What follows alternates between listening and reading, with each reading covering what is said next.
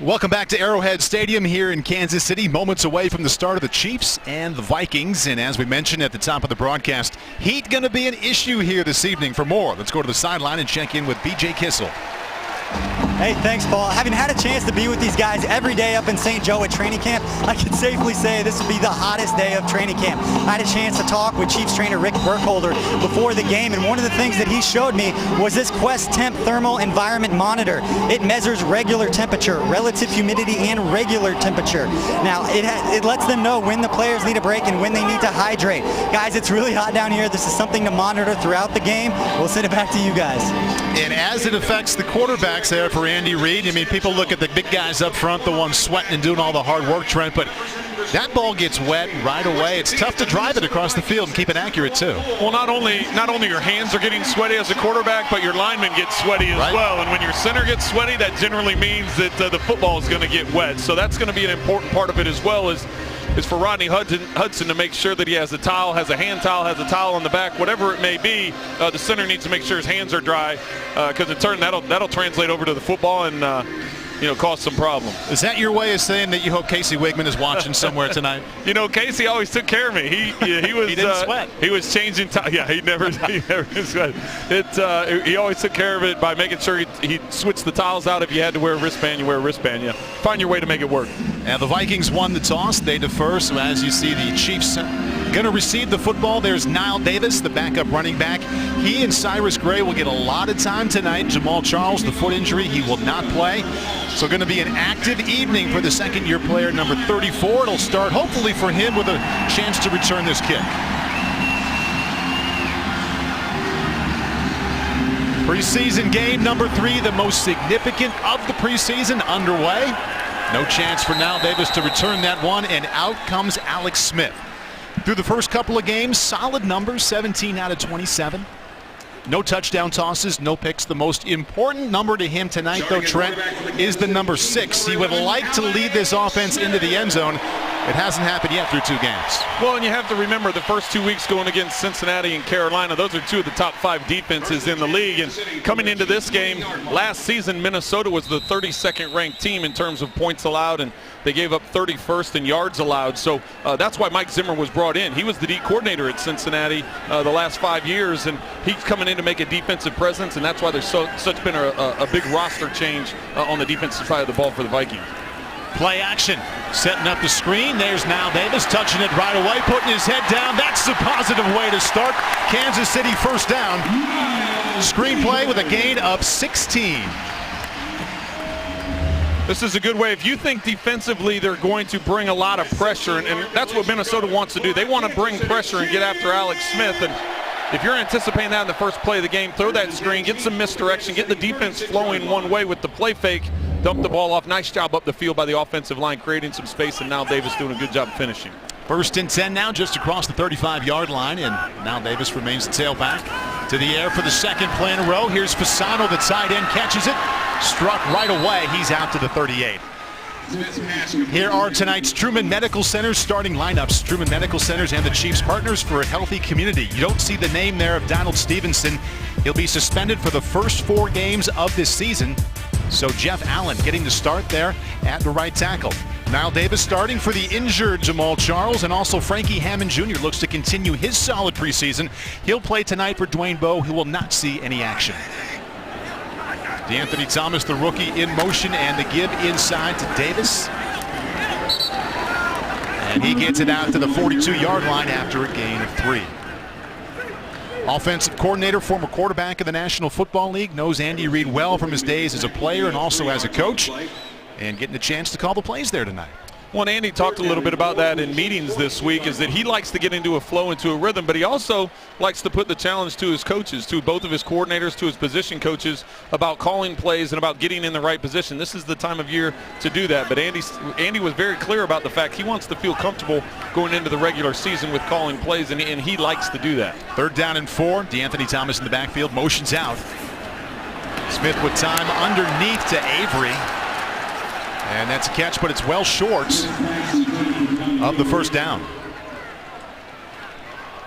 covered by Xavier Rhodes. Covered by Xavier Rhodes, first-round selection last year. Trent, go ahead. Well, I was just going to say, we saw a bunch of different ways there in the first couple of plays, the way they're going to use DeAnthony Thomas. We talked about that in the open, about how he can carry the ball, receive the ball, return the ball, all those things that he does.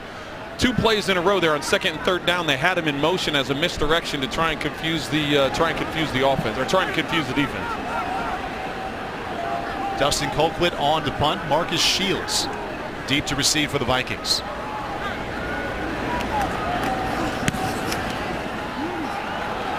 Towering punt by Colquitt, gonna bounce perfectly inside the 5, brought it back a little bit. Ball going to be spotted between the 2 and the 3. Chiefs defense, got to love it. Viking offense backed up for its first drive. You can watch right after this.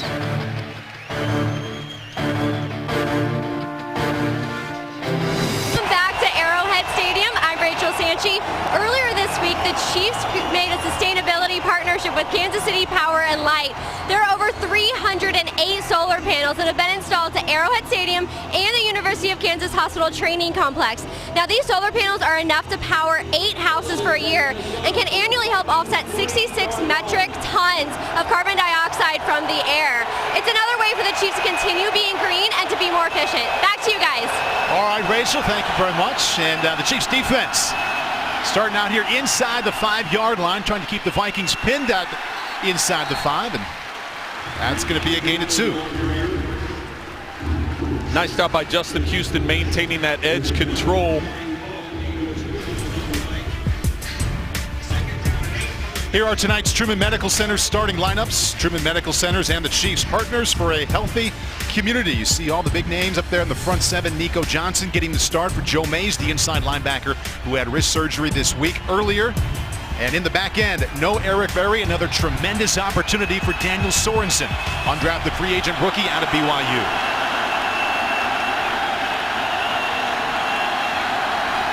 Former Chief Matt Castellan at quarterback, looking to the air for the first time, nowhere to go with it.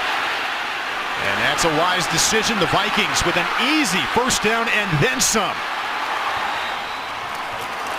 Out to the 36-yard line goes Matt Asiata.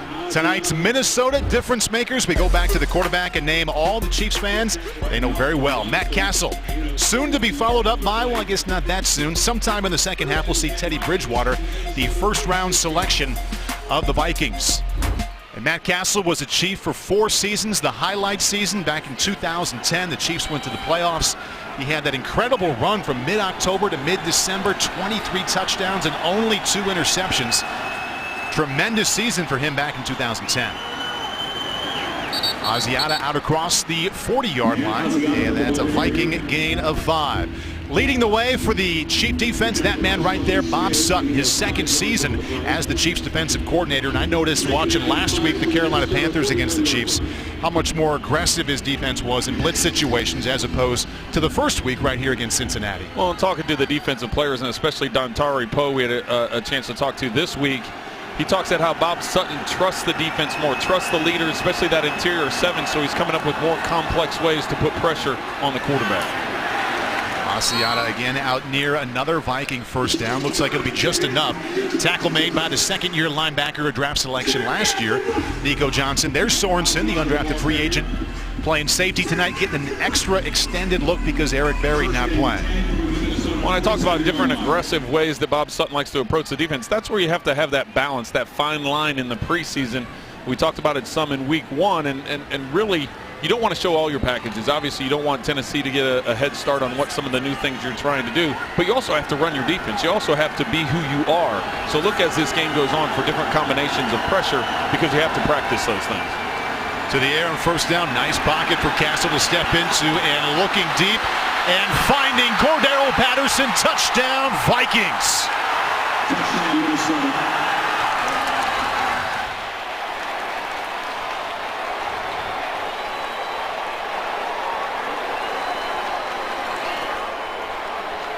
53 yards, Castle to Patterson. Watch the interior here. It's only going to be 4 guys rushing the quarterback, and I just got through saying different ways to bring pressure. If you're going to drop all those guys into coverage, 7 guys into coverage, rookie Sorensen can't get beat over the top. But also with 4 guys rushing, that gives Castle plenty of time to throw the ball down the field. Well, the Vikings have been active in the first round recently with multiple picks a couple of years in a row. Last year they had 3 first-round picks, and the final one was Cordero Patterson. And he finds the end zone. Perfectly thrown pass by the former Chief, Matt Castle. 7-0 Vikings. The Chiefs will get a chance to answer. Alex Smith will lead the Kansas City first-string offense, looking for that elusive first preseason touchdown. They can do it next. Bob Sutton's defense off to a tough start. Matt Castle, he got off to a good start. 2 for 2 for 84 yards already. 53-yard touchdown pass moments ago to the second-year wide receiver, Cordero Patterson, and the Vikings lead 7-0. Blair Walsh to kick, Niall Davis to return. 9:56 left, and the Vikings up by a touch.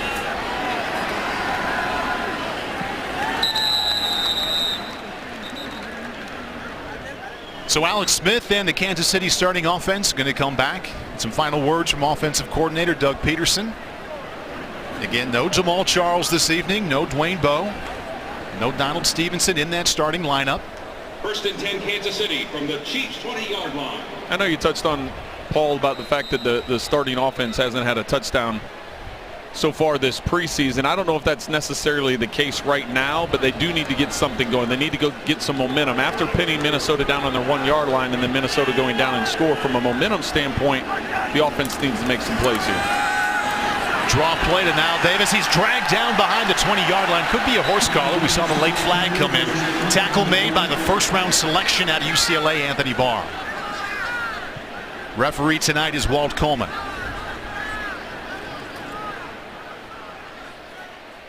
Well, as a lip reader, it looks like they're talking about a face mask or, as you said, a horse collar, one of the two. There is no foul on the play for a face mask. Or neither. Second down. Or just a nice play by the first-round pick, Anthony Barr. Talking to Minnesota Vikings GM Rick Spielman last night, bumped into him, and talking about all the young faces on defense, or at least the new faces for the Vikings. I think only 3 returning starters from last year's defense, which really faltered down the stretch. So a lot of brand new out there to go along with Brian Robeson and also Chad Greenway, the veterans there for the Vikings. Well, when you're ranked in the high 20s and low 30s and all the defensive stats, there needs to be a change on that side, and that's exactly what they did. Smith had some time, nothing going, breaks the pocket. Going to keep it himself and pick up a couple. Remember, he ran for over 400 yards last year, so that's another thing he can do well. Run out of bounds by Anthony Barr. Nice job by Alex. You can see the coverage down the field. The Vikings do a good job of blanketing the receivers here. It's just a go route on the outside. Alex, by this time, has already committed to the run. Protections, they do a nice job. You can see Fisher gets beat a little bit to the inside, but he has the presence to push him right by, giving Alex time to slide to the outside. Nice job by the front protection there to give Alex time to look around the field. Just great coverage by Minnesota. 3rd down and 7. To tail back to his left is Niall Davis. 2 wide receivers to his right and 2 to his left. And Smith looking to, and not finding, Weston Dressler on the corner route. And for the 2nd consecutive series, the Chiefs just going to punt it away. Well, just from a momentum standpoint, they need to get something going, pick up some first downs. That first series, they were able to get some first downs, but Dustin Colquitt got his evening off to an excellent start a little while ago in the first quarter. A 55-yard punt down to just inside that 3-yard line. I think he had a lob wedge. You see a little backspin on that thing, landed right at the one, and just spun right back. So let's see if Marcus Shields gets a chance to return this one. Again, skies it high above Arrowhead. Shields from his 25 and won't make it back across that 25. Excellent coverage there by Dave Tobe's group. Josh Martin in on the tackle. Good hustle for the big defensive lineman. 8:46 left in the first quarter. Vikings on top 7-0. The Chiefs have launched new year-round television programming produced by 65 Toss Power Trap Productions, the award-winning production arm of the Kansas City Chiefs. Shows will air every weekend here on your home for Chiefs football. Check your local listings and don't miss an episode this year. 8:46 left in the first quarter. 2nd possession coming now for the Vikings. They lead 7-0. 53-yard touchdown pass earlier in the first quarter from Castle to Patterson. Asiata goes down in the backfield, and that is a loss of 3. For more on that Chiefs defense, we check in with BJ Kissel. Thanks, Paul. Daniel Sorensen has 4 older brothers, all of whom played college football. His brother Brad is currently competing for a spot with the San Diego Chargers. When I spoke with Brad, he said Daniel didn't have a choice but to be tough, being the youngest of 5 brothers. We're going to get an opportunity to see that on this drive now. We just saw it on the first play, coming out and making a play. Back to you guys. That was good timing. He made a play. BJ had a thought. Now it is 2nd down 13.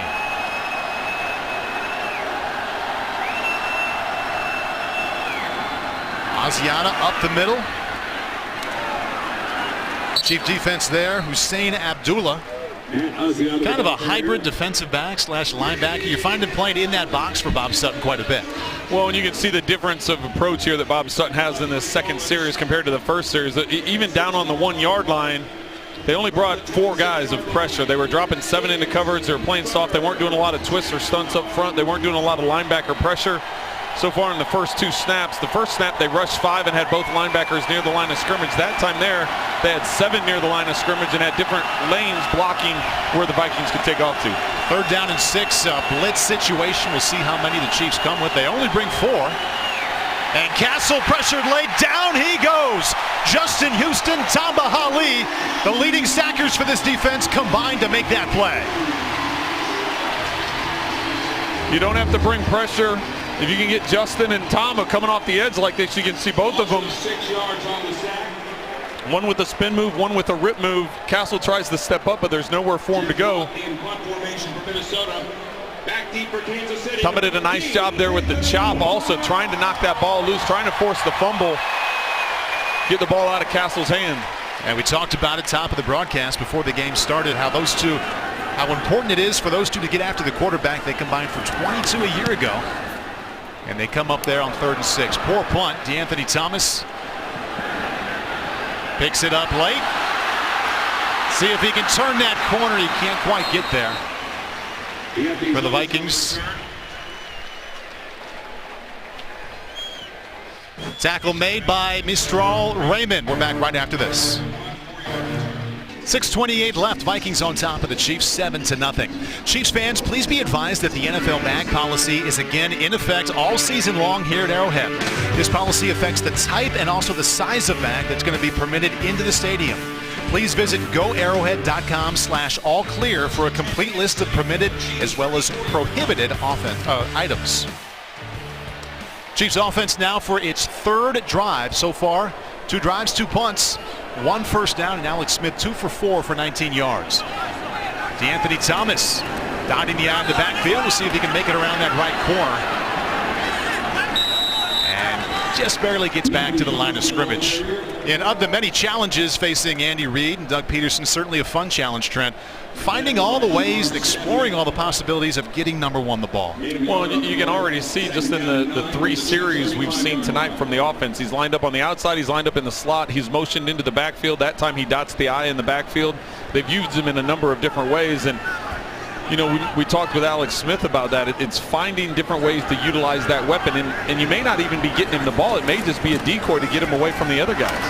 And going nowhere there now, Davis and the Vikings defensive front in the backfield right away. Fred Evans there, and that is a loss of 1. And kind of an early theme here. Alex Smith and the offense going to face a 3rd and long. It'll be 3rd down and 10. Well, the offensive line has to get better push and get better lanes. That time there, it was now Davis did get back to the line of scrimmage. He had to break a tackle and jump over somebody. So they need to get better push and give him some lanes up front. And we see Jamal Charles, leading rusher and receiver for the Chiefs, on the sideline. Dwayne Bowe also not playing tonight. A couple of players they could certainly use here on 3rd down and 10. Vikings rush 4. Smith looking deep. Penalty flag down as he looked for Donnie Avery. A second penalty flag comes in late. Josh Robinson on the coverage, so we had 2 separate penalty flags. One going to be pass interference against the Vikings. Well, 10 minutes into the game, we hadn't had a penalty yet, or at least the penalty that was called, they picked the one up. This time we're going to have looks like it's going to be a legal contact past 5 yards, and then the other one was looked like they grabbed Donnie Avery around the neck, so have a pass interference and a legal contact. You're going to take the pass interference because that's a spot. There are 2 fouls on the defense, illegal contact, on the defense. That penalty is declined. Pass interference, number 21. That ball will be placed at the spot of the foul. First down. So the ball is advanced 42 yards, and the Chiefs in business now at the 24-yard line. Take a look as Donnie Avery goes after this football, and he gets grabbed right around the neck. The official that was near him had already thrown his flag, so the official on the far sideline was actually the one that threw that flag in. Demetrius Harris in motion. Smith initially had time. Nice job of shaking off the defense, and now dumps it off to Fasano. And there's your veteran quarterback making a play. First down, Kansas City. Fasano to the 11-yard line. That's a gain of 13. Well, I was just about to say that's an area of the field that you can't take a sack. You've gotten a big chunk there off the pass interference call. You want to get rid of the ball, not take that sack, and push you nearly out of field goal range, especially on first down. But nice job by Alex getting away from the pressure, flushing out to the side and finding Fasano as he released into the flat. 3 tight ends in on that play, by the way. Fasano and Kelsey and Harris all in. Fasano makes the play. Now it's first and goal from just inside that 10-yard line. Smith looking to the end zone, and that one's picked off by the Vikings. Out comes Captain Munnerlyn.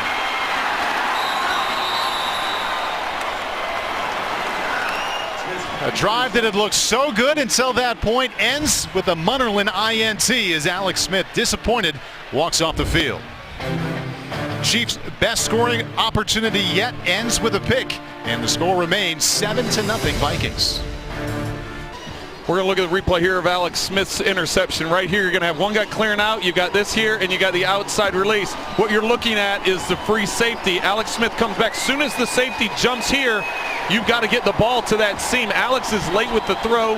It gives the defensive back an opportunity to undercut it. You can see Hammond Jr. is there in the back of the end zone.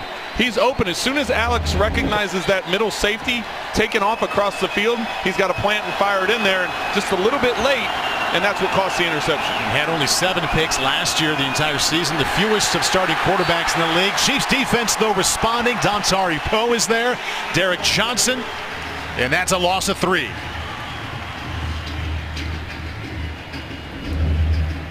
Dontari Poe right in the middle of the field there. He talked about if he gets double teamed, all that means is DJ is free to shoot the gap, and that's exactly what happened. Defense or the offensive line is paying attention to Dontari Poe. He said, I love it when they double team me because that allows my linebackers to get free and shoot the gap, and that's what DJ was able to do that time, getting into the backfield. Brings up second down, 13 now for Matt Castle. He's 2 for 2. Has the ball knocked out of his hands, back in the end zone, safety, 2 points, Chiefs. Number 96, Jay Howard making that play. Jay Howard getting time tonight with the injured Mike DeVito. Well, and Howard's going to beat his man coming off Matt Castle's right side. He beats the right tackle. You're going to see him coming upfield. The right tackle, it looks like he thinks he's going to have help from his tight end. There's no help from the tight end. Howard just gets free, and he's able on that contact with Matt Castle knock the ball right out of the back of the end zone. You can see the tight end was more worried about setting up that screen play, getting out in front to block. You got to make sure you protect that edge first and foremost. There's certainly a highlight so far tonight for the Chiefs, the front 4 on defense. Howard making that play and putting 2 points on the board earlier in the first quarter without bringing a rush. They only rushed 4. They had Tamba Hali and Justin Houston combining for a sack. So the front 4 tonight, a couple of highlights already. That Hyper-Mo sponsored by Bud Light. They remind all the fans to stay in the game and drink responsibly. And we got used to last season, Trent, seeing that the offense wasn't quite at its best. The special teams putting points on the board, and the defense as well. And hopefully that can kickstart it here tonight. Well, and we can even go back to preseason game number 1 against Cincinnati. 41 points were scored in that game. 21 of those 41 were special teams and defense. So that's the formula that has helped this team have the success they did a year ago, finish with an 11-5 record, start off with a 9-0 record. Defense and special teams being a big part of that, not only creating points, but creating field position. DeAnthony Thomas, rookie 4th-round pick from Oregon, back deep to receive. Here he comes from the 18. Little hesitation, wants to get to that sprint. He almost got there. Solid return out to the 42-yard line, a return of 26 yards. Tackle made by Kurt Coleman.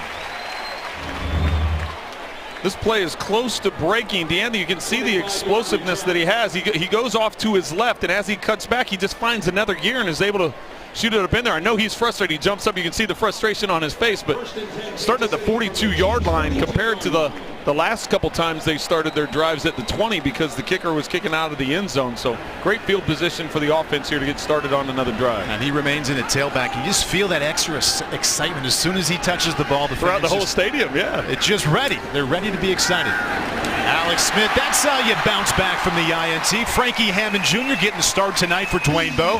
First down, gain of 12. Tackle made by Robert Blanton. When you're going to see Frankie coming from the slot, coming from the right side of the screen, but Alex is left. That's a smart decision by a veteran quarterback.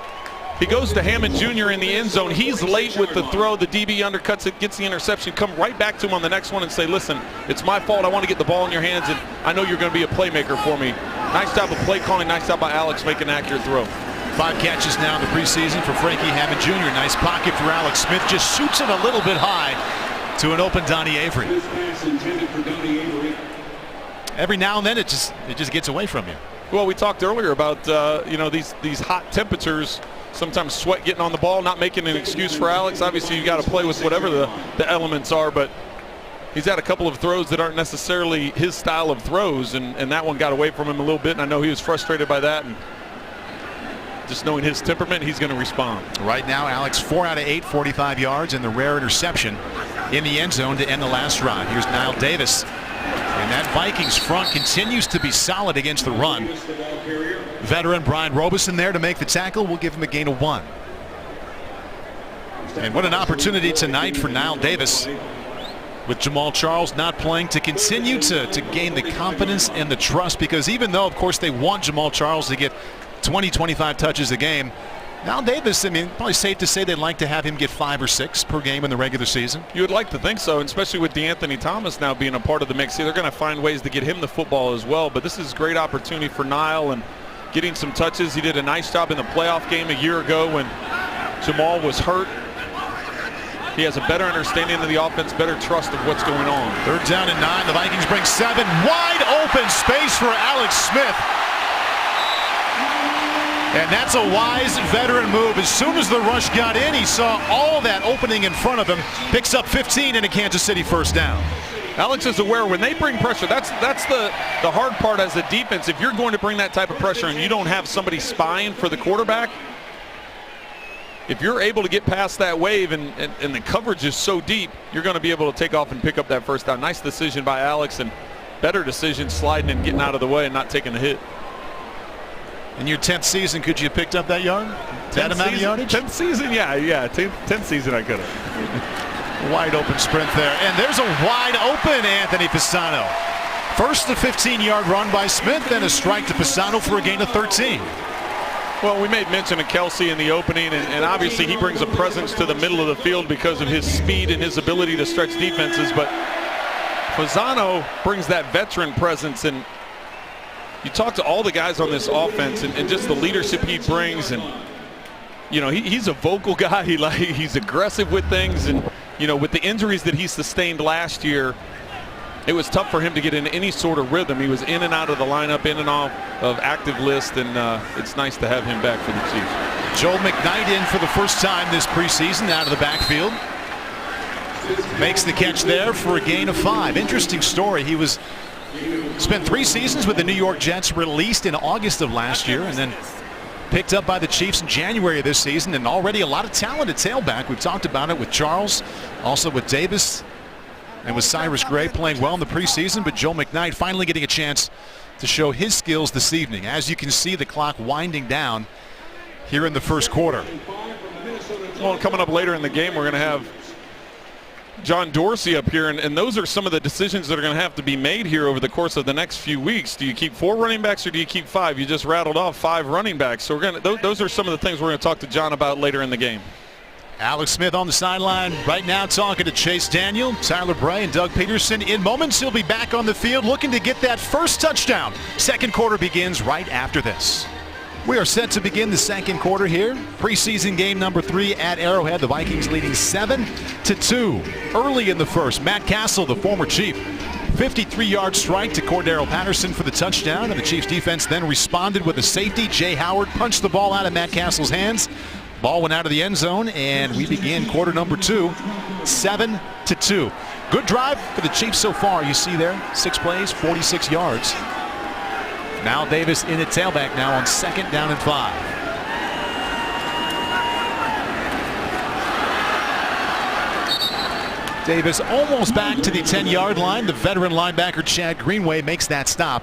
Davis picks up 1 to bring up 3rd down and 4, and the Vikings pretty good with that 3rd down defense in the first quarter. The Chiefs were just 1 out of 3 converting. And the one time they converted just moments ago, Alex Smith kept it himself for a gain of 15. Ricky Henry playing now at left guard next to the second-year player, Eric Fisher. Travis Kelce split out wide to the right, looking Kelce's way, and that's picked off by Chad Greenway. Only Smith to beat, and out of bounds he goes. Uncharacteristic start for Alex Smith after throwing only 7 interceptions all of last regular season. He has 2 here tonight, both coming in the red zone. Well, I'm not sure that Alex even saw Greenway in the slot. Kelce coming from the right has his initial defender beat. He's just running a quick slant from the side. You can see Alex's eyes go to the left. He's trying to draw the coverage that way, trying to get safety coverage, and then he comes right back to Travis, but he doesn't locate the linebacker, and Greenway is able to step right in. You can see the frustration on Alex's face when he was walking off the field, because he threw that right into his chest, and you can see very, very un-Alex Smith-like night with the 2 interceptions. That one going to Chad Greenway, the one in the end zone in the first quarter to Captain Munnerlyn. And the Vikings offense led by Matt Castle back onto the field. Tamba Hali makes the tackle after a gain of 4. Throughout tonight's game, we encourage you to send questions to us in the booth. Tweet your questions using hashtag ChiefsKingdom, and we're going to try and answer them throughout the broadcast tonight. Chase Daniel there will not play tonight. Aaron Murray also not expected to play. So after Alex Smith goes to the sideline at some point in the third quarter, Andy Reid will send Tyler Bray out. And he is the only other quarterback expected to play tonight. McKinnon in at tailback for the Vikings. Delayed draw. Tamba Hali there once again to drop him at the 40-yard line. Pressure also by Derek Johnson. Nice job once again, DJ getting there near the line of scrimmage to try and make a play. You can see him. He'll come from your left here. Tamba, they try and throw him upfield, and Tamba's not buying that. That's enough of a veteran move right there. He can see that the tackle's trying to set him up. He recognized. You can see Tamba stop his feet because he's like, okay, the tackle is trying to trick me by throwing me upfield, and that's just veteran presence and understanding what the offensive line was trying to bait him into. 3rd down and 4. Last passing situation on 3rd down. The Chiefs got there with rushing only 4. Here come 4 again underneath to Patterson. 1st down Vikings. Patterson already with a 53-yard touchdown. Now a 9-yard gain to pick up a Minnesota 1st down. Cordero Patterson is going to be to Matt Castle's left, the right side of the screen. You can see Matt get his head right over there right away. The pressure with the 5 linemen up at right up at the line of scrimmage. They drop coverage, and when they drop coverage, they drop to Matt Castle's right. So as soon as that coverage goes that way, Matt recognizes that and gets his eyes back to the left. And Sean Smith having one-on-one, he was in good position, just wasn't able to knock the ball down. Castle 3 for 3 tonight, now 4 for 4. McKinnon, Tamba Hali there couldn't quite make the tackle. Penalty marker down to the 46-yard line. Would be a gain of 2, but we're going to check in with Walt Coleman. Will tell us about the penalty. Holding, number 71, offense. 10-yard penalty, still 1st down. Number 71, the massive veteran tackle for the Vikings, Phil Lodeholt. He says, I didn't do it. They all do that. They all throw their hands up there like, what are you talking about? First down and 20. Tamba Hali all over the field tonight, already with a sack. He combined for that with Justin Houston. Tackle in the backfield a couple of plays ago. And that time he almost had another tackle in the backfield, but all over the field this evening so far for number 91. He's getting into game one mode right now. We talked about this this third preseason game being that important, and Tamba's definitely approaching it that way. Asiata makes it out to the 45-yard line. That's the gain of 6. Tackle made by Allen Bailey. Bronson, as you can see, in on that stop as well. Well, don't be surprised on 2nd and long. You see the personnel that the Vikings are bringing in here, adding an extra tight end. Don't be surprised if there isn't some sort of play action pass, maybe a screen just set up to try and get, knowing that the Chiefs are going to bring some pressure because they want to keep them in a 3rd and long. Don't be surprised the Vikings try and get rid of the ball quickly so they don't get that sack. Matt Castle in the preseason of the last 2 games, 16 out of 20. Right there at 80%, plenty of time there, slings it downfield. Can't throw it any better than that. Maybe he could have thrown a little earlier though, Trent, because ball wasn't caught until he was out of bounds. I'm going to give the quarterback perspective. That's on the receiver. And that receiver is the veteran Greg Jennings. That's the receiver. You got to drag that 2nd foot. You've got to drag. Accurate throw. You can see the coverage is there. You got somebody over the top and the back, and it's definitely not a catch. But a veteran guy like Jennings, he has to be able to get a foot down and drag it. So it's great for the Chiefs. Accurate throw by Castle, but great for the Chiefs bringing up a 3rd and long. And you can hear the crowd that's here tonight trying to cause some problems. Good crowd here checking in, taking in preseason game number 3 in spite of the heat. Over 90 degrees at kickoff. Castle off the back foot, fires behind Patterson, and the Chiefs defense holds up there on 3rd and long. Dontari Poe in with the pressure.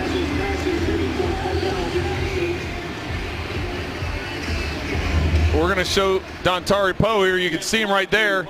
Tamba Ali, 2 or 3. It ends up 3 guys trying to block Tamba, and that lets the Dontari get around to the outside. You can just see it was a normal ET. ET meaning the end goes first. The defensive tackle goes around to the outside. As soon as Tamba comes to the inside, because of his presence, they jump on him and let Dontari go around and make Castle have an inaccurate throw. And what a bonus for Bob Sutton, knowing that he can get pressure from up the middle in his nose tackle. That ball goes into the end zone. I think it bounced in the end zone first. Yes, it did.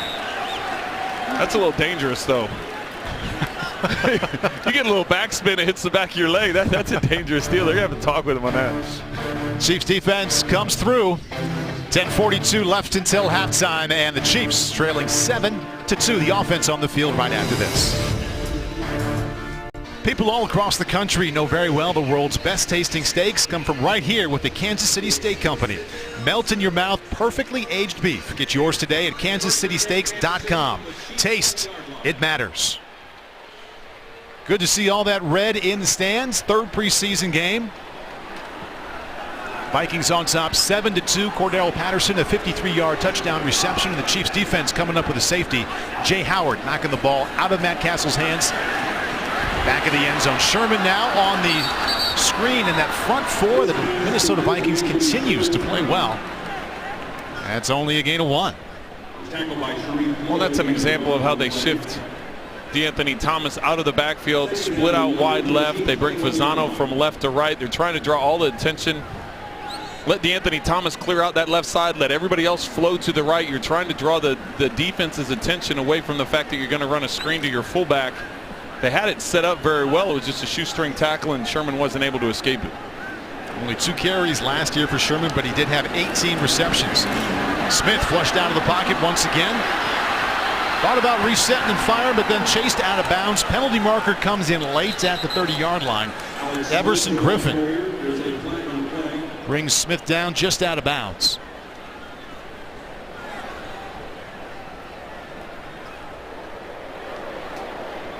Certainly a theme we've seen really on every field and every game throughout the preseason, trend, and that's penalty flags. Big increase this season, or at least in the preseason. On both teams. Illegal shift on the offense, illegal contact, defense, penalties offset. Repeat, 2nd down. Well, Paul, you knew that was going to be the case when the league comes out and says there's going to be a point of emphasis on secondary contact with receivers down the field. They changed some of the rules on blocking with the offensive linemen. You can see right there in the graphic that 2014 preseason significantly more, 8.5 more penalties on average per game than last regular season. About a 75% increase in the preseason. I think we're all interested to see how that continues in the regular season. Donnie Avery, nice catch there on the quick slant.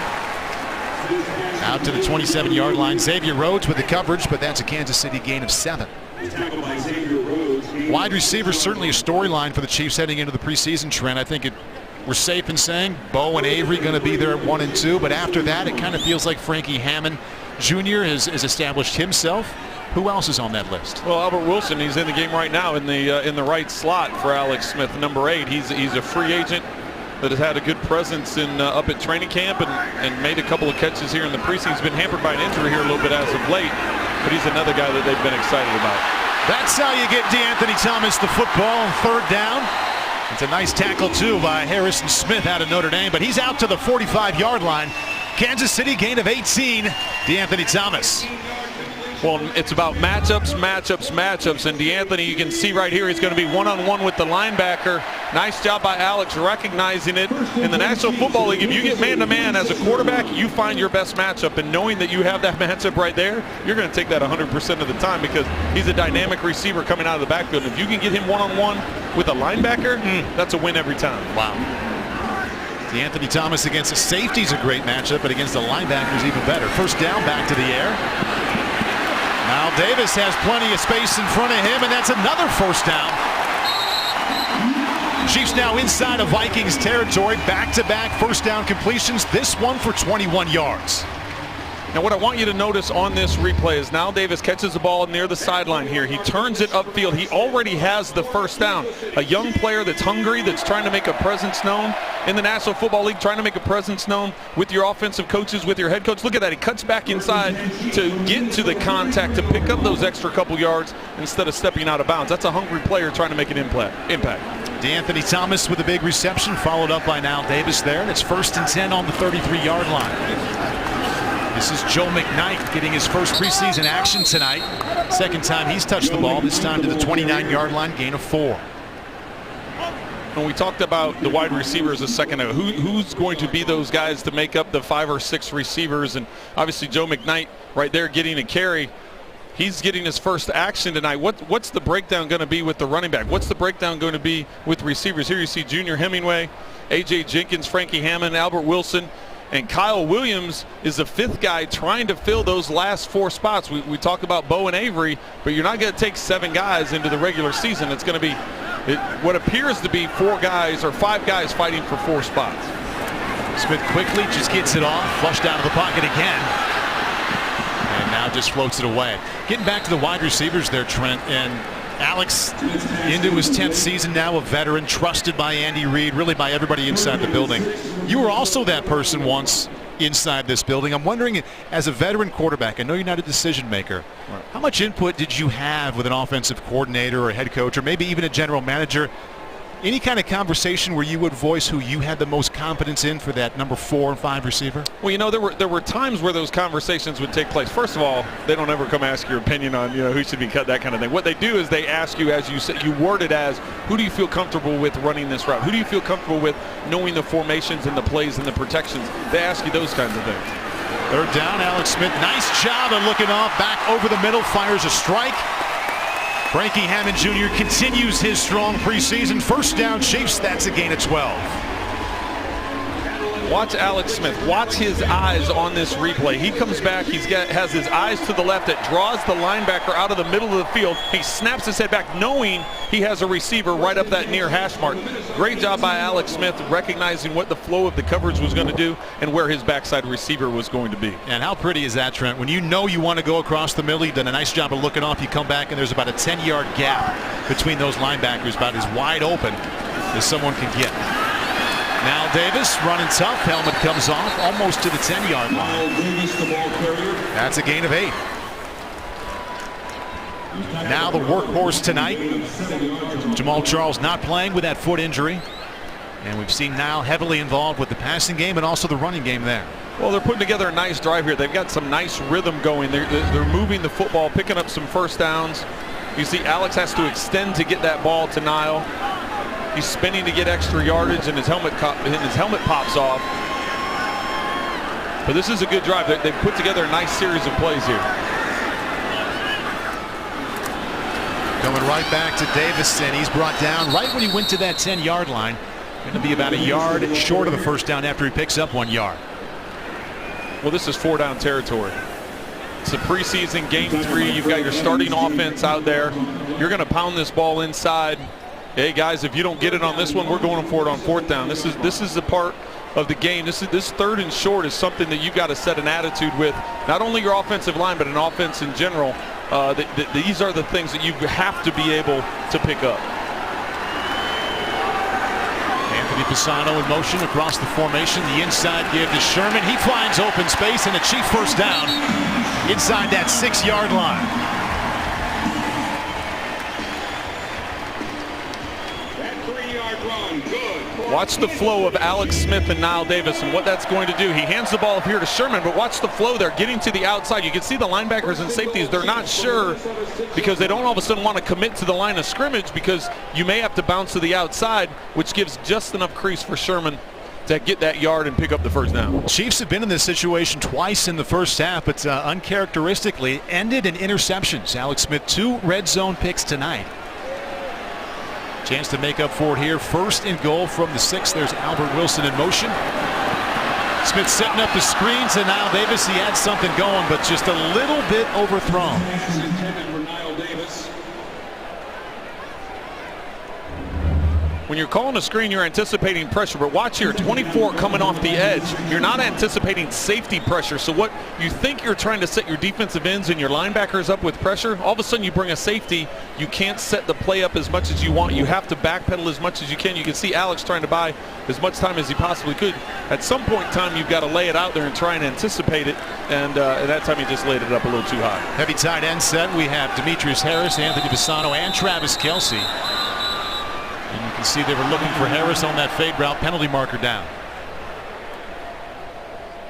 Full start, number 47, offense. 5-yard penalty, still 2nd down. Harris a little anxious to get that play started. Understandably so, as they were going to him in the end zone. Well, and that's a play when you have a 6'7" tight end and he's a basketball player, you get him out in space, you're looking for that matchup. And you know, that time there you walk up to the line of scrimmage and you see, even though the defender on him, Rhodes, is 6'1", that's still a 6-inch advantage, and you're gonna try and make that happen. And we touched earlier about how much flow has been in this drive and how it's really worked well. Nice series of plays, 11 plays now, this being the 12th one. Gets it out of his hands quickly to Donnie Avery, dancing and sprinting inside that 5-yard line. Down to about the 3-yard line, gain of 8. Tackle made by Shamar Stephen. Sometimes as a receiver, when you're out in space, you can dance too much. You can get caught up trying to dance too much instead of just picking the lane and going for it. Here, Donnie does a nice job of recognizing where his blocks are coming from, where the defenders are flowing to. He sets them up with that first stick move. Watch the flow. 2 defenders go to the outside. He's able to cut back and pick up an extra 3 yards. Nice job by the rookie undrafted free agent number 8, Albert Wilson, picking up his block there.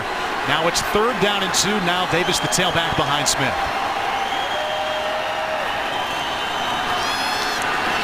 And there's Davis. 2nd time the ball has touched his hands. It ended up incomplete on this drive. Captain Munnerlyn already with an interception out there with the coverage. And that brings up 4th and 3. Well, Minnesota did a nice job of dropping their coverage back into the end zone, taking away the lanes and forcing Alex to throw that swing. Niall just, he heard footsteps. Basically, he knew the defender was out there. He was trying to catch the ball before the ball was there, and he was trying to make a move before he secured the football, and that's ultimately what led to the drop. And Cairo Santos, one of the main storylines tonight, the undrafted free agent kicker out of Tulane. This is his game this evening for kickoffs, for field goals, for extra points. Up and in from 21 yards out. He's now 3 for 3 on the preseason, and we now have a 7-5 ball game here at Arrowhead. Welcome back to Arrowhead Stadium. I'm Rachel Sanchi. Last season, Chiefs fans claimed the Guinness World Record for the loudest stadium at 137.5 decibels. Well, then Seattle tried to take it. They succeeded, but only by 0.1 decibels. And Chiefs fans, they just can't have that. So they are attempting to reclaim the record on September 29th, Monday Night Football. Trent Paul, what do you think about that? You think they can do it? I have full confidence that they'll break it again. Well, knowing what the tradition of this crowd and the way they rally around, especially a challenge. So the challenge has been issued, it's been laid down, so I'm sure they'll respond. Cairo Santos, after making a 21-yard field goal, kicking off, and Cordero Patterson, no chance to bring that one back. 2:59 left. Chiefs cutting into that lead. It's now just 7-5 Viking offense, led by Matt Castle on the field next. As a part of USA Football Month, 4,000 youth football coaches and players in and out of the KC metro area received tickets to the game tonight. The players and coaches who took part in the pregame parade were all a part of teams who were Heads Up certified and carried banners to represent their leagues. Visit usafootball.com for more information. There it is right there on the field, Heads Up Football. Well, Paul, both my boys are in high school now, but when they were in youth football, my oldest that wasn't around yet, but my younger son, I went through that Heads Up program through USA Football, got certified, even though I played in the NFL for 15 years. I tell you what, it teaches you a lot of things, and I really respect the fact that the NFL is doing that. Matt Castle almost intercepted. Great jump on the ball by Hussein Abdullah. Up, pardon me, 38, Parker. Well, and Ron Parker's been picked on this preseason, so this is a great play. Would have been nice if he came up with it. You can see him staring back at the quarterback. As soon as Jennings breaks on that out route, Parker plants that back foot, drives on the ball, and almost comes up with a huge interception down in the red zone.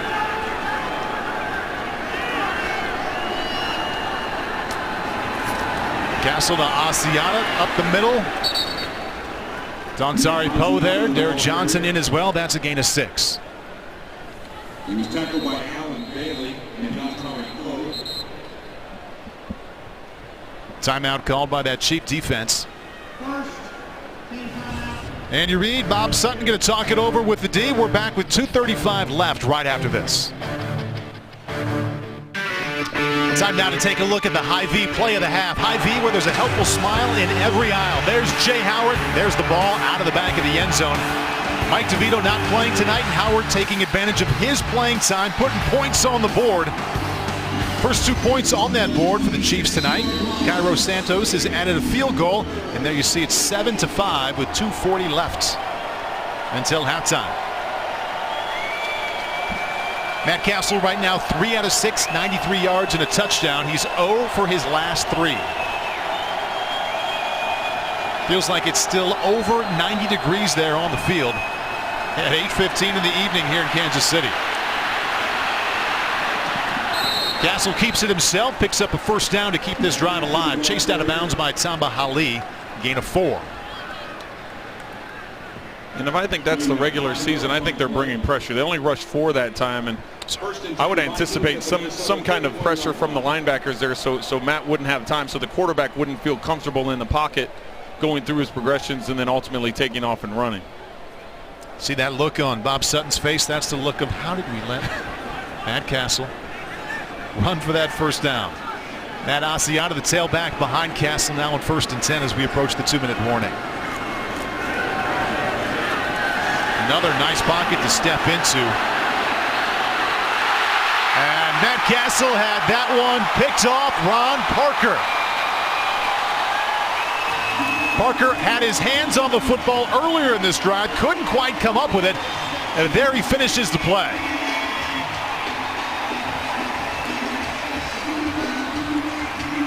You see Matt trying to take Castle here with protection in the pocket, coming off the play fake, trying to take a shot down the middle of the field, get some late points going into the half. Parker does a nice job of locating the ball, getting underneath it, getting his body in front of the receiver, so that forces the receiver to slow down, which ultimately ends up putting him in position to make that catch.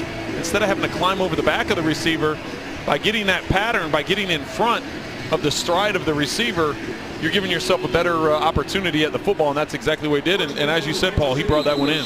Cornerback, a position at least of question on the team, so nice to see a corner out there making a play. Great drive for Parker with the near pick and then the interception on that play.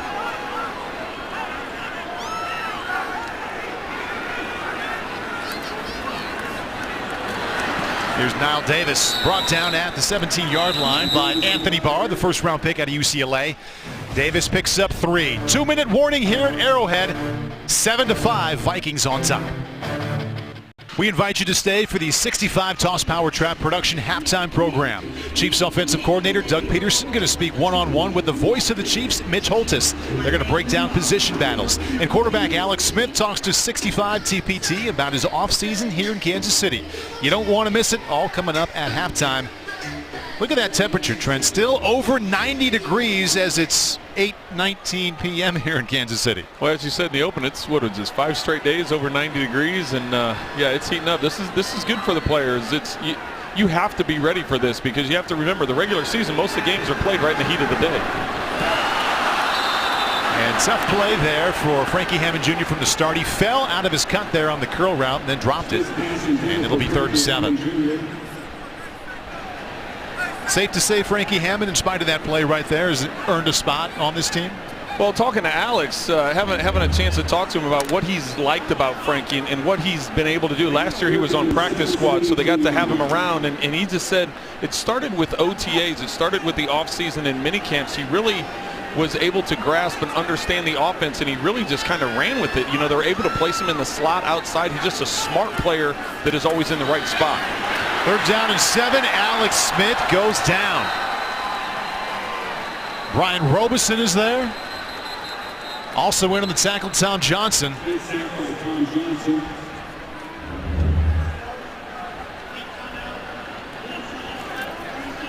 can see that right tackle Jeff Allen got away with a little quick start there, but that gap from Fulton in between the guard and the tackle is what ultimately got beat. Smith sacked 2 times against Carolina. Sacked now 4 times in the preseason.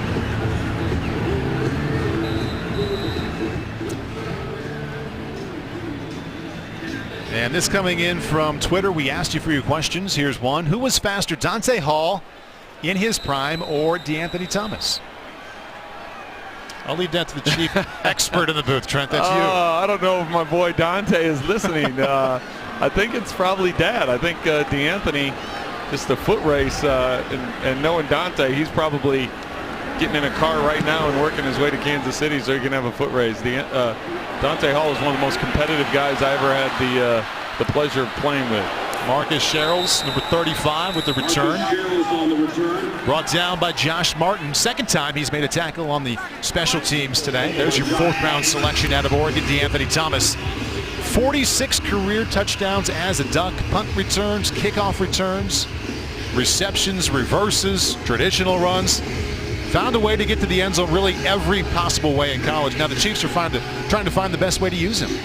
Well, and that's going to come in so many different forms. We've seen it tonight. The return game is obviously a part of the game that he's explosive in, but his ability to catch the football, I think, is what has amazed the coaches and quarterbacks, is being able to place him anywhere on the field and him being a weapon.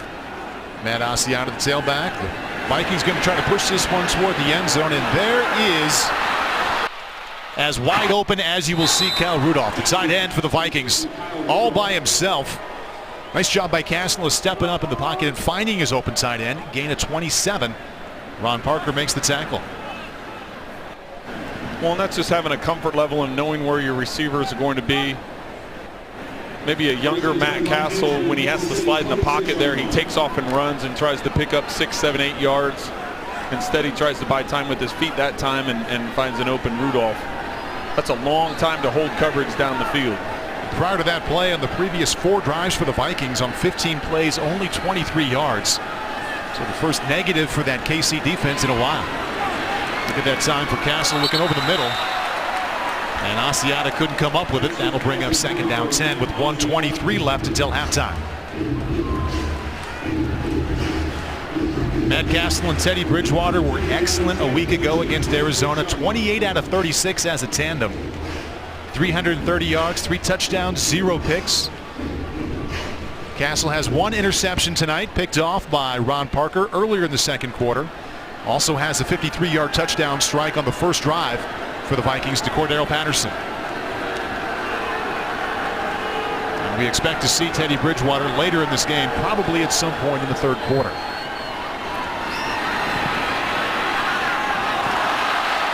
Cordero Patterson can't believe he dropped that football. He stands there in disbelief.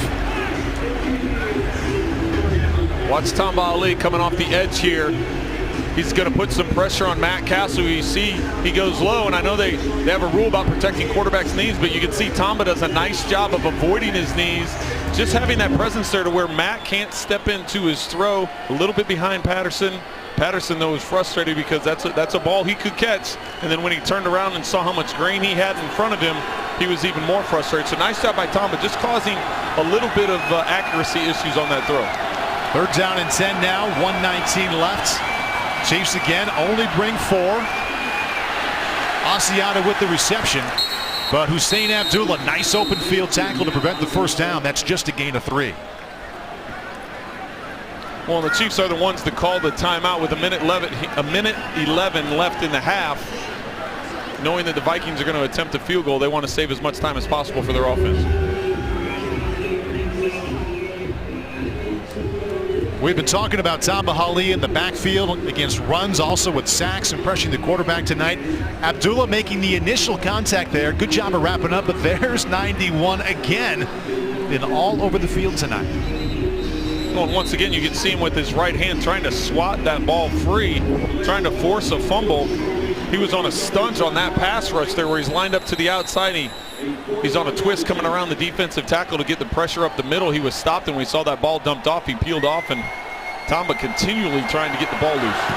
Blair Walsh from 41 yards out, never a doubt. And the Vikings now doubling up on the Chiefs, leading 10-5 with 1:07 left.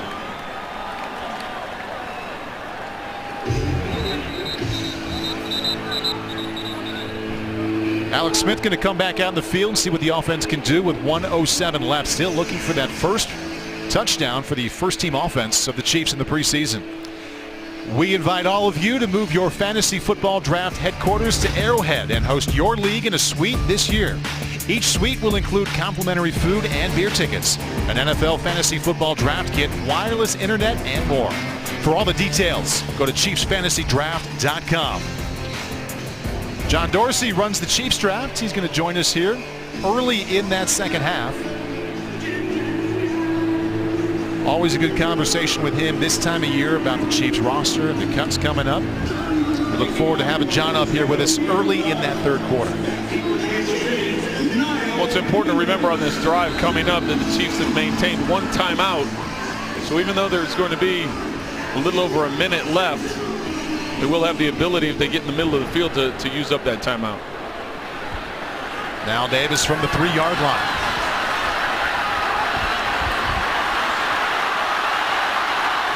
Good hard running out there to the 26-yard line. So 1:01 left. Trent mentioned the timeout left. Alex Smith right now 12 out of 21, 129, and what a great situation for a starting quarterback to come into, because you know what's going to happen in the preseason, or I'm sorry, in the regular season multiple times. This kind of situation where you got to get points on the board.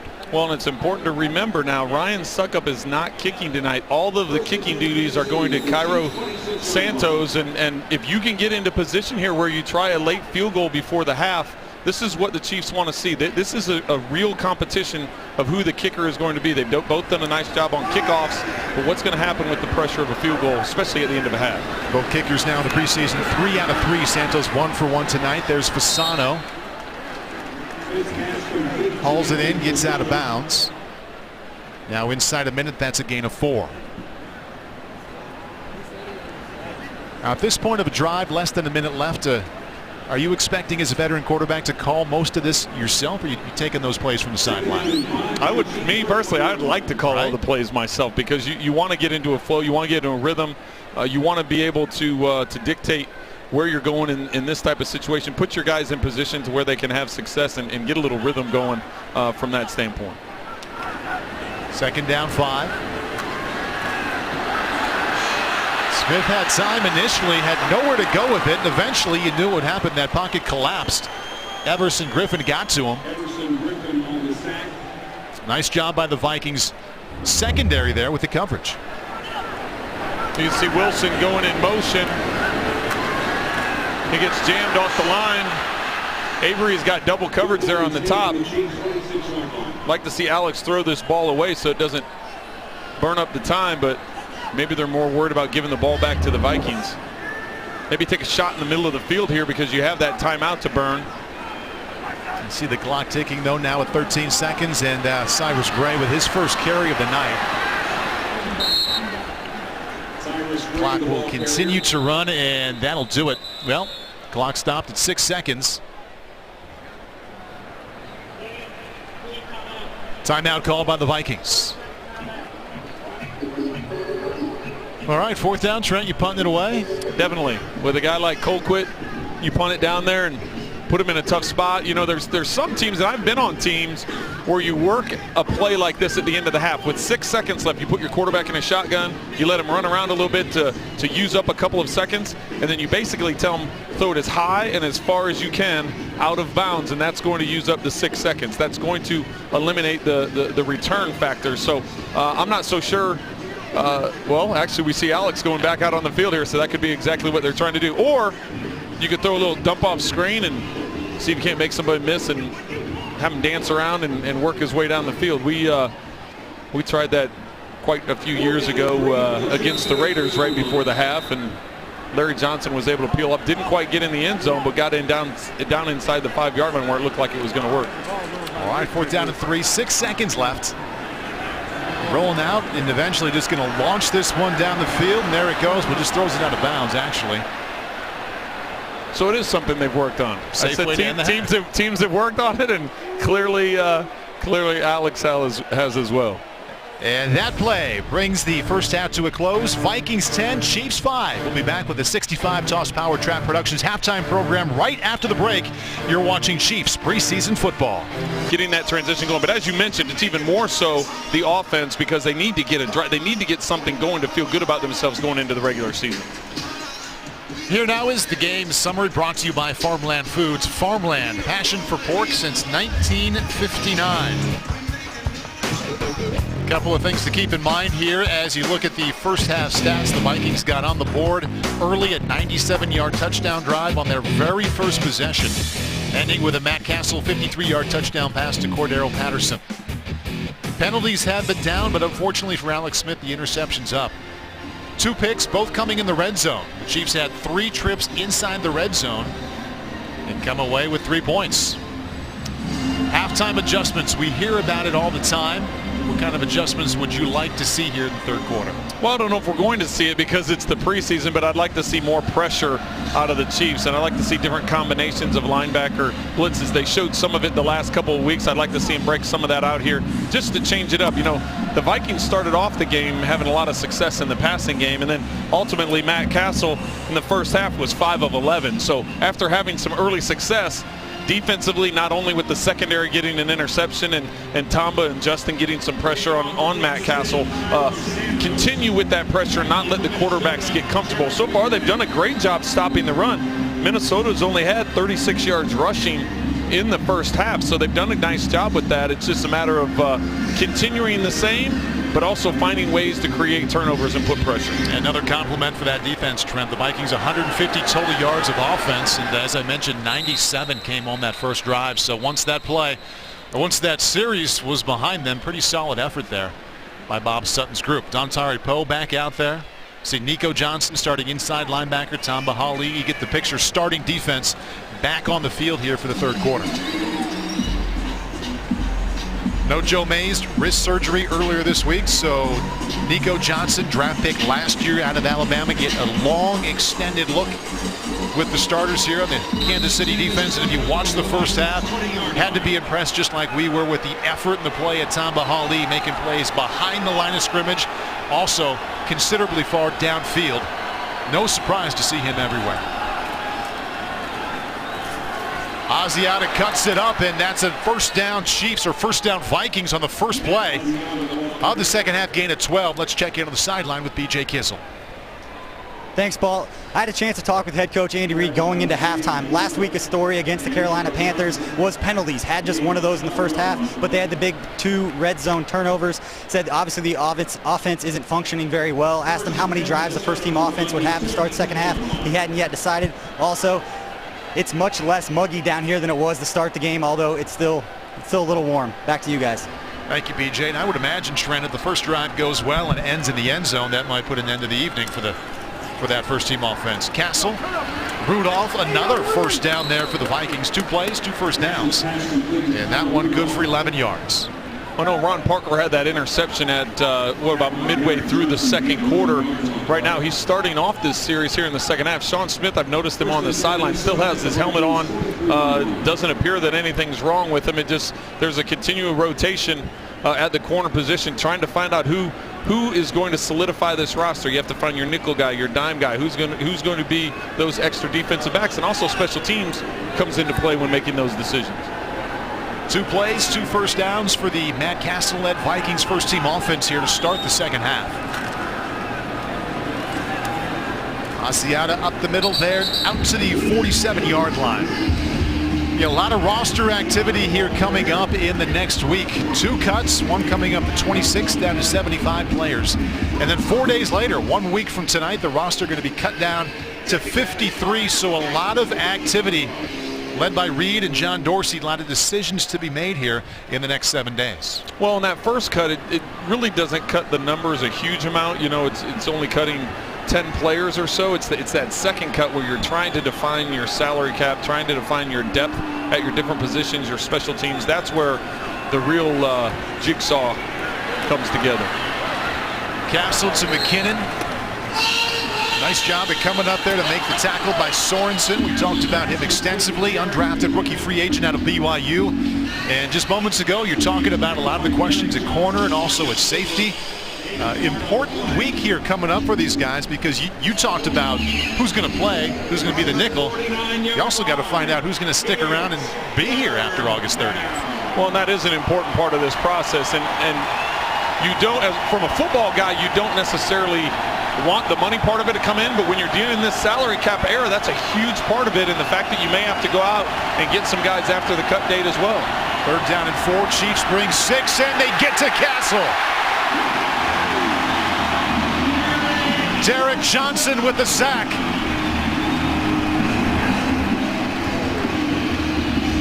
Talked about bringing pressure. Here's Derek Johnson shooting the gap to the outside, just on a twist around the outside. That time they brought 6 defenders in the first half. Majority of the time they were only rushing 4. That time you can see a defensive back in there. You can see DJ coming through. They brought pressure and weren't going to let Matt Castle just sit back there and make his reads. Back to receive the punt, Kyle Williams, and this plays into the conversation we've had about how many receivers, which receivers will be number 3, 4, and 5, and Williams on the list of those trying to make it. If you could make a couple plays on special teams, that would help. Fair catch made at the 10-yard line. First team offense back on the field looking for that touchdown when we come back. People all across the country know the world's best tasting steaks come from right here in the Midwest at Kansas City Steak Company. Melt in your mouth perfectly aged beef. Get yours today at kansascitysteaks.com. Taste, it matters. Certainly matters what the first team offense does here as well, because the first half, no touchdowns. Looking to put that ball in the end zone is Alex Smith for the first time here in the preseason. He has Niall Davis to his right as the tailback. To the air, Anthony Pisano out to the 15, dives out to the 16. Tackle made by Jasper Brinkley. I'm going to go to the Wayback Machine here, Paul, and coming out in the third quarter in the third game, getting the ball at the 10-yard line, my first words into the huddle as I got in there would be, we go on a 90-yard drive here and get a touchdown, I guarantee we're all done for the night. Right. And now you want to see some guys get a little fired up. That was, you just try and find different ways to motivate. Obviously, there shouldn't need to be a major motivation, but that's one that would get the guys going. And that's going to serve as more motivation. Corey Wooten in right away, and Alex Smith never had a chance. Loss of 6. Well, and we've talked to the linemen. We've talked about the fact that there's a communication issue there between the backs. You see the backs flowing to the outside. Nobody's there for that twist, the stun on the inside, and coming untouched up the middle. That's the hardest thing as a quarterback. You can deal with guys coming off the edges because you can step up in the pocket, but when they're coming up the middle, there's nowhere to go. You're trapped.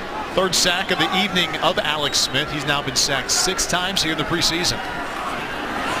Trying to evade another sack. Nice job of doing so. Gets those eyes downfield. And nothing going. That play ended by Shamar Stephan.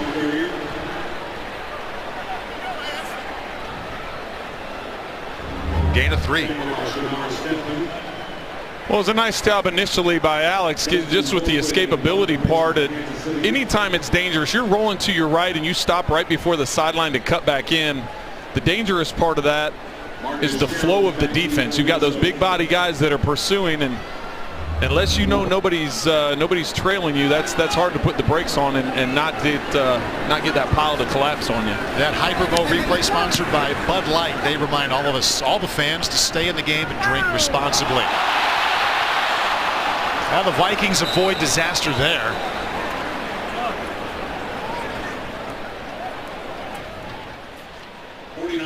An almost change of possession went into Chiefs, or would have gone in the Chiefs' direction, but Vikings pounce on the ball, and they'll have their first drive of the second half next. 9:13 left in the 3rd quarter here in Kansas City. 3rd preseason game. Vikings continue to lead 10-5.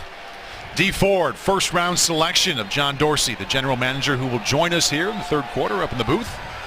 Jerick McKinnon, the tailback, behind Matt Castle, who remains in the game at some point. We're going to see 1st round selection Teddy Bridgewater. And there goes McKinnon, not touched until he gets to about the 40-yard line. Big lane outside there. Tackle finally made by Marcus Cooper, but the Vikings pick up 24 yards. Not only Dee Ford new to the ball game, but you see a bunch of the starting defense is now out of the game. Dee Ford tries to pursue, but on that cutback he gets sealed inside, and that's his responsibility to maintain his lane. You have to have that patience. You have to maintain that lane, and he just got a little over anxious and pursued a little too hard and got sealed off the backside. All right, as promised, as we look at Dee Ford there, joining us now in the booth. Happy to see John Dorsey. John, thanks for coming up here with us. And we have a stoppage in play here. We'll check in to see what exactly. First team timeout, Minnesota. Timeout. So now we play a little hurry up and wait, John. Excellent. How are you? Doing all right. We're back right after the break with John Dorsey. Welcome back to Arrowhead Stadium. 8:24 left in the 3rd quarter. Vikings on top of the Chiefs, 10-5. And Chiefs general manager John Dorsey stayed with us through the break, and we're excited to have you up here. And I walked into the stadium about the same time as John here tonight, and he said, stats can be misleading. I'm like, what are you talking about? And he said, just wait and see. Well, the stats misleading is your quarterback rating in college your senior year was higher than Trent's quarterback rating. He played 15 years, and you played for the Vikings. I played for about 2 series in the preseason. Something was wrong with that rating. Matt Castle stands in. There's McKinnon. And he gets out to about the 31-yard line. That's a Viking gain of 8. So let's start big picture here. Think back to what you thought about this team about a month ago before training camp started.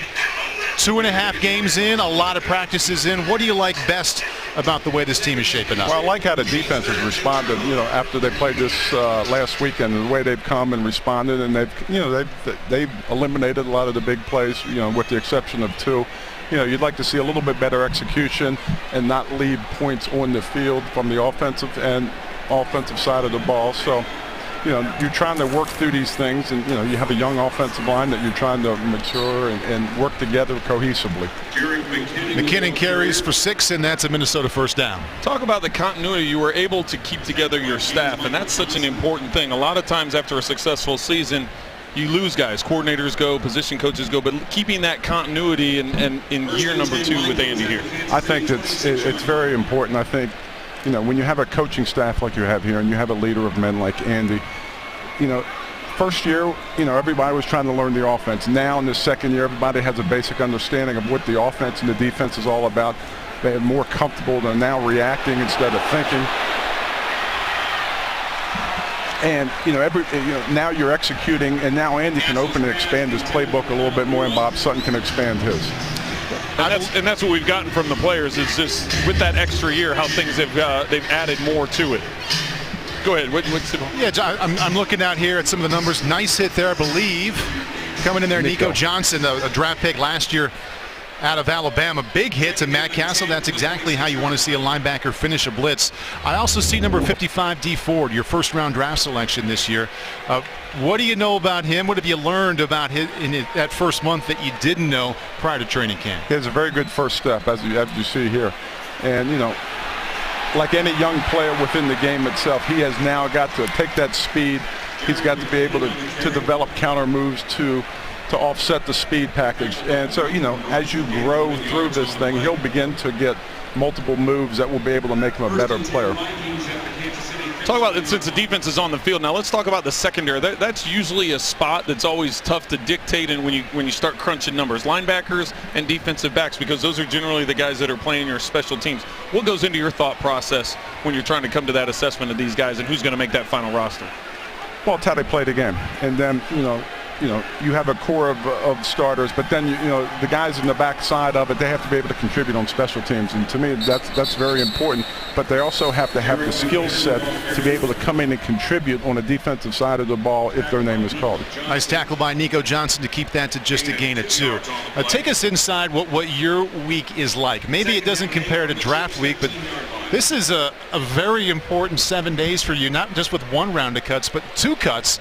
You got to get down to 53 in this next week. Fill us in a little bit as best you can of what your next 7 days is like. Well, the next, it's like every day. You come to work at 6 o'clock. You do it. You're there at 6:30 at your desk, and it's nonstop until 7:30 in the evening. What the important thing from my standpoint is, from the cut standpoint, you want to handle it with a little degree of dignity. I mean, these guys have given all their sweat equity to the game, and you want to let them leave and make them feel, what, you've done everything you possibly can. What we'd like to do is have that extra depth. And with that depth of it, it makes competitive situations and competitive battles very important. And that's what the tough thing is. As you go into year 2, you had a little bit extra depth, so the cuts that you make are going to be very hard. Well, not only are those cuts hard, but you start making decisions based on what other teams are doing with their decisions. Last year, after final cuts, you brought a number of players over that were waived from other teams. Part of this evaluation process you're going through, trying to determine who's going to be your special teams players, a lot of that evaluation is studying other teams and other preseason games as well, trying to figure out how you can mold your roster. No, absolutely. The personnel staff here is we've done a great job of going out and evaluating the preseason games from all over the NFL. We've come back, we've sat down, we've organized what we think and project are going to be the 75 cuts. Next week we're going to project and kind of get an understanding of what the 53 cuts of the other teams are going to be, and hopefully there'll be some players that can possibly help us here. Yet last year we were in a very unique situation because we were first in the waiver claim. This year we're backed up a little bit more, so it's going to make our job a little more challenging. A lot of storylines coming into preseason game number 3 inside this building, inside every building here this weekend. But Tyler Bray, the second-year quarterback out of Tennessee, is the only other quarterback that's going to play this evening. I know we're watching the defense right now, but could you tell us a little bit about what's on the line for Tyler tonight? Well, what people don't realize about Tyler is he's really, as I look at it in my eyes, he was a junior that came out last year. He's only 22 years old. He is a young man. He has learned and grown so much with that 1 year of being here. I'm excited to kind of see him play tonight and see how he responds. And I think that 1 year of development has been really fantastic for him, and I just can't wait to see him move the ball around. Well, and one of the other positions that we've talked about, defensive back, we've talked about quarterback, is the kicker position. Right now, Cairo and Ryan Succop, neither one has missed a field goal. Both of them are kicking their kickoffs out of the end zone. What's going to come down as part of that decision-making and the trust you may have in going with the rookie if that's ultimately decided? Well, it's a great battle, and we always talk about competitive battles. That makes you a better team. In the kicking situation, it'll make you mentally stronger as well. So ultimately, it's all of us getting together and kind of seeing what's best for the Kansas City Chiefs at the end of the day. Hey, John, thank you very much for your time. Thank you, Paul. All right, that's Appreciate it. General Always a Manager pleasure. John Dorsey I'll see you. joining us in the booth. More of the third quarter coming up right after this. Blair Walsh field goal increases the Vikings lead to 13-5, and now the offense turned over to that man right there. Second-year quarterback out of Tennessee, Tyler Bray. Alex Smith is done playing tonight. The rest of this game belongs to Tyler Bray. Alex smiling on the sideline now, talking to Jamal Charles. Jamal did not play tonight. Dwayne Bowe not playing tonight also. And Joe McKnight. Couple of touches on offense already from 6 yards deep. Here he comes. McKnight out to the 13-yard line. Tackle made by Jerome Felton. The night will belong to Tyler Bray. It starts right after this. Welcome back to Arrowhead Stadium. I'm Rachel Sanchi, and I'm joined with Tavia and Gracie Hunt to talk about the NFL's women's apparel. Now, Tavia, tell me more about the campaign this year. I'm so excited to be a part of the campaign this year. The offerings are better than they've ever been. The fabrics keep getting softer even when you think they can't. And we have a much wider range of sizes for everybody. So I think it's the best year for sure. Perfect. And Gracie, you are wearing the juniors collection. What is your favorite part about this collection? I love this collection because no matter what your personal style, there's something for you to express what you love and wear your very favorite styles. So, yeah. And Tavia, where can fans find these shirts and find more information? Well, of course you can come here to the Pro Shop. It's full of amazing things, but also shop.kcchiefs.com is really the best place. And once you find your perfect piece, then you can tweet it, hashtag NFL fan style. Perfect. Thank you so much, Tavia and Gracie. Back to you, Paul and Trent. Rachel, thank you very much. And Trent, I see two reasons for you to make a purchase there. Wife house. and daughter. Yeah, exactly right. No, they will definitely be checking that gear out, that's for sure. Well, we just heard John Dorsey, the general manager of the Chiefs, talking about his young quarterback Tyler Bray, and here he is. He will play the rest of the night.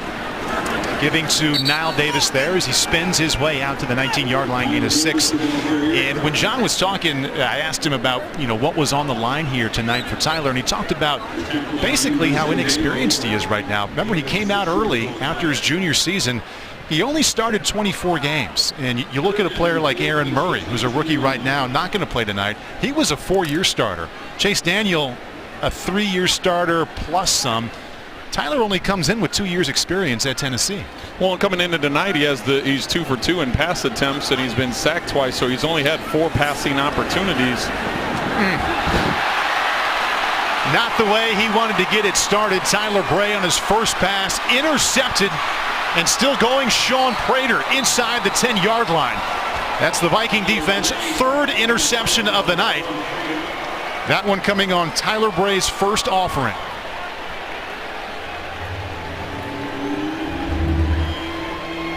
The slot receiver going up the seam, you can see Tyler thinks, see how the wide receiver dips? He dips to the inside, and as a quarterback, you've got to trust your receiver. You see that first initial move, it looks like he's going to cross his face, and that's when Tyler releases that ball. That's a communication issue between he and Kyle Williams. Kyle Williams, you get that little dip, and I know the coaches are they're all gathered around looking at the picture. Okay, this is what happened. The middle of the field's closed. The safety went with the tight end. It's the same interception that happened with Alex Smith in the end zone earlier, where he was late to the throw to Hammond in the back of the end zone. You have 3 verticals going in. You have a guy bending. Alex was different because it was inside the red zone. That time there up the field, the receiver fooled him. Also playing at quarterback for the first time tonight as Matt Castle goes to the bench for good for the evening. First-round draft selection, Teddy Bridgewater out of Louisville. Had a great game last week against Arizona. He was 16 out of 20, $177, 2 touchdowns and no picks. And looking to continue with that momentum here tonight. Tyler Bray on the sideline with offensive coordinator Doug Peterson. Get coached up a little bit and get ready to come back out the second time. We'll talk about 2 completely different styles. Tyler Bray comes out on the field. His first drive, he started at the 10-yard line going 90 the other way. And Teddy Bridgewater, for his first drive, he's got the 10 going in. So a little bit less pressure on Teddy Bridgewater as he takes one off the face mask. Comes up with it and then just fires that one away. Live to play another down. It'll be 3rd down and goal.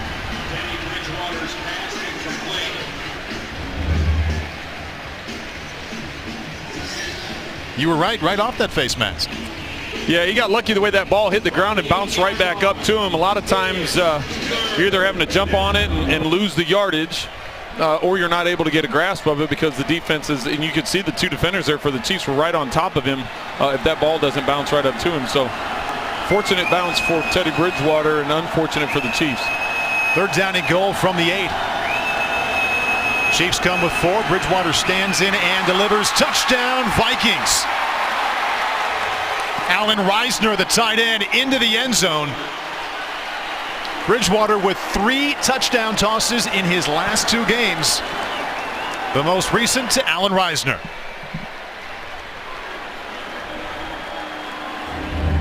This is going to be just your basic tight end drag across the formation. They clear out that front side. Bridgewater does a nice job realizing the pocket. He doesn't overstride. That was one of the things about what kind of compact thrower he can be, because the pockets in the NFL are a lot tighter than they are in the NCAA, and he does a nice job of taking a short stride and making an accurate throw with that pressure coming towards him. So Tyler Bray intercepted by Sean Prater, and then on 3rd down and 8, Teddy Bridgewater to Alan Reisner. I think it's at this point, Trent, I think I'm not doing my job if I don't point out that Sean Prater went to Iowa. Alan Reisner went to Iowa.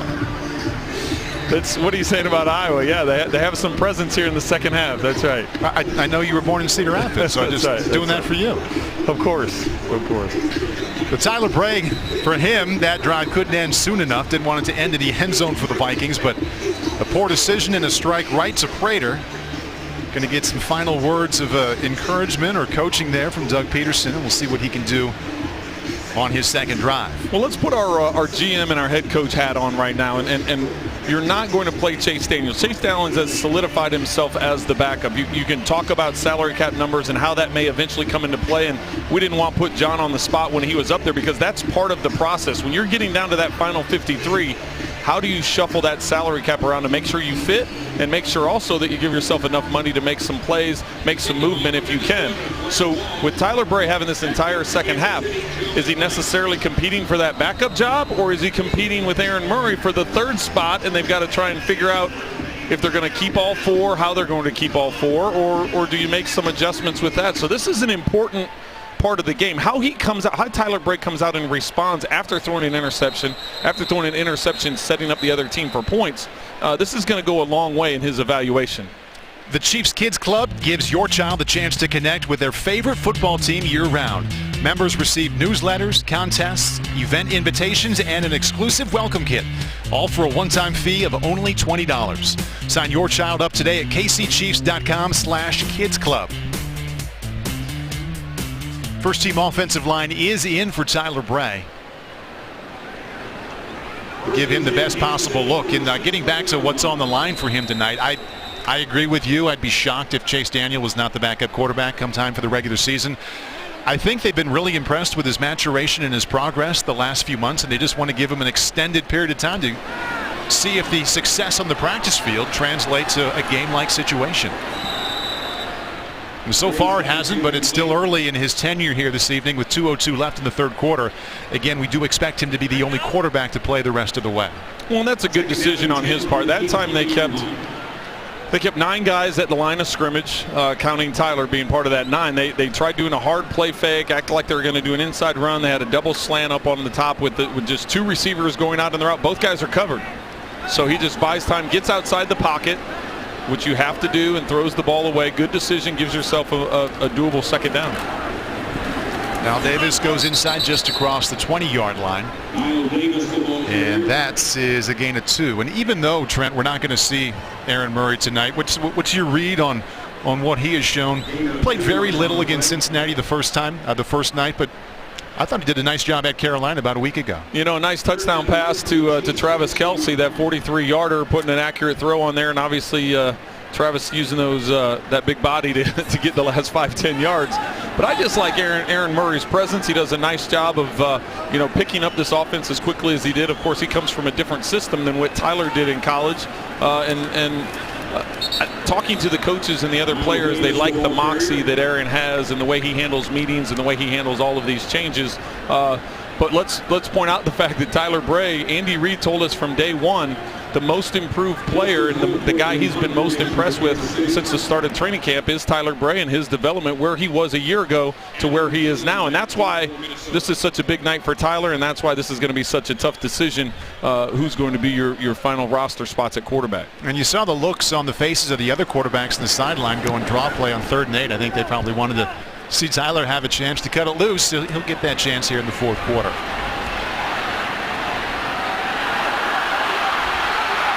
And that's a big return by Adam Thielen. One man to beat that man is Niall Davis. He cuts him down to the 5-yard line.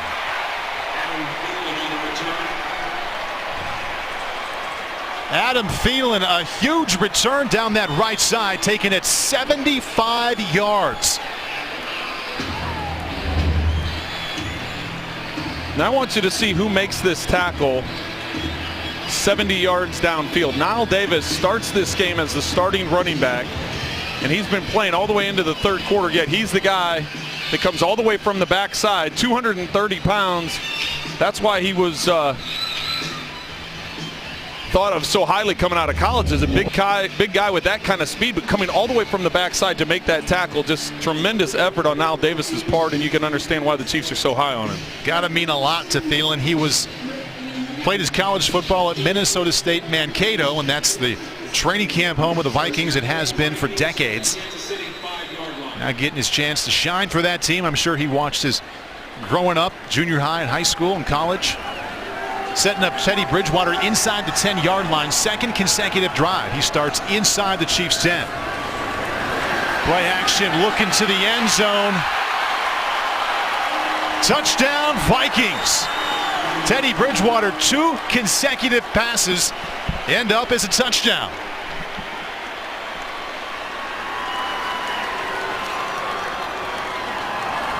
We're going to check and see if Rhett Ellison, was in the end zone. See the play action and Bridgewater stand in. And that is Reisner again.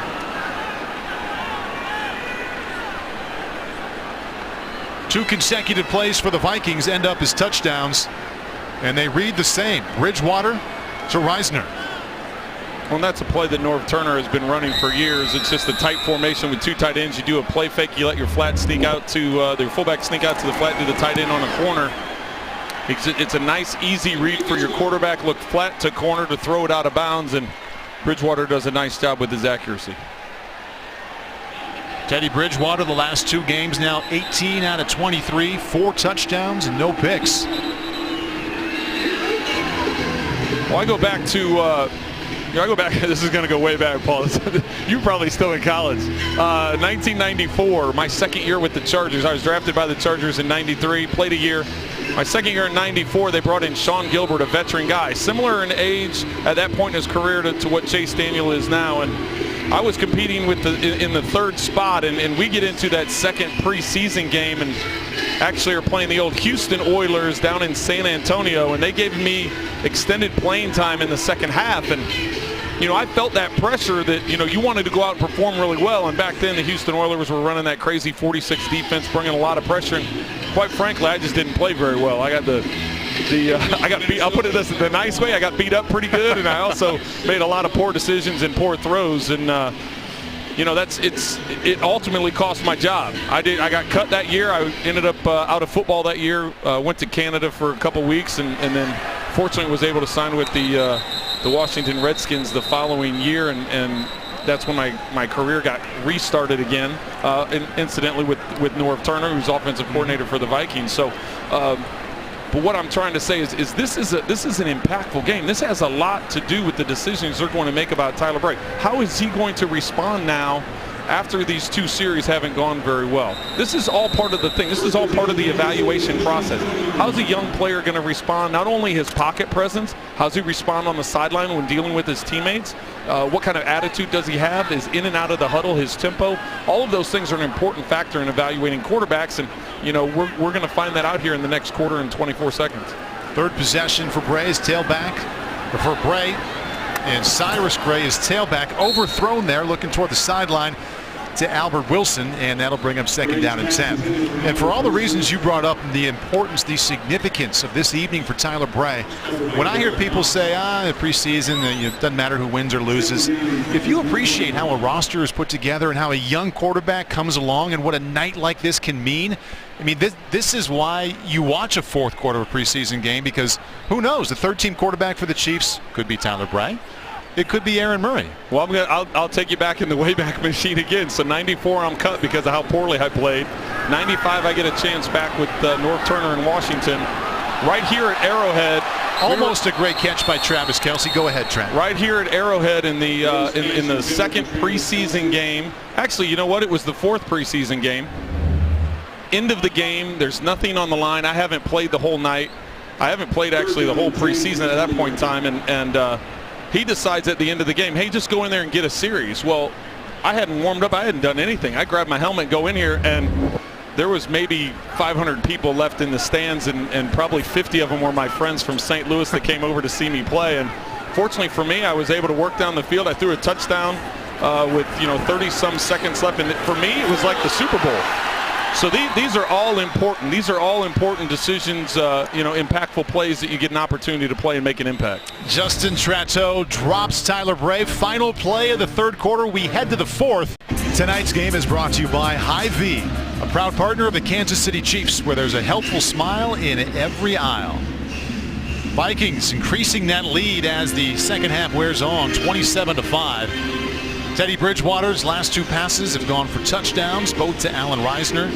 Adam Thielen out of Minnesota State Mankato, the training camp home of the Vikings, 75-yard return to set up that last touchdown on the last drive for the Vikings. Back now with his heels on the 40. Excellent punt by Colquitt. And great coverage by the Chiefs. Tackle made by Malcolm Bronson. 62-yard punt by Dustin Colquitt.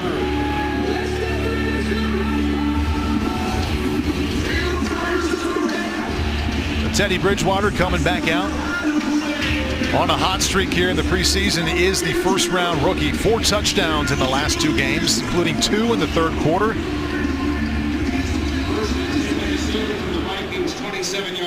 Matt Castle played the first 2 quarters, plus a couple series in the 3rd. Joe Banyard now the tailback behind Bridgewater.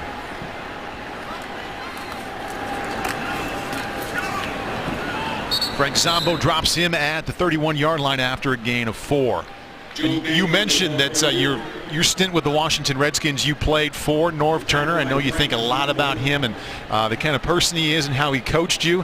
What exactly is Teddy Bridgewater in for, learning this game under Norv Turner? Well, I just think he's a great educator of quarterbacks. I think he puts his quarterbacks in a good position. He understands what each of his individual quarterbacks can do, whether it be moving outside the pocket, staying in the pocket, making your reads.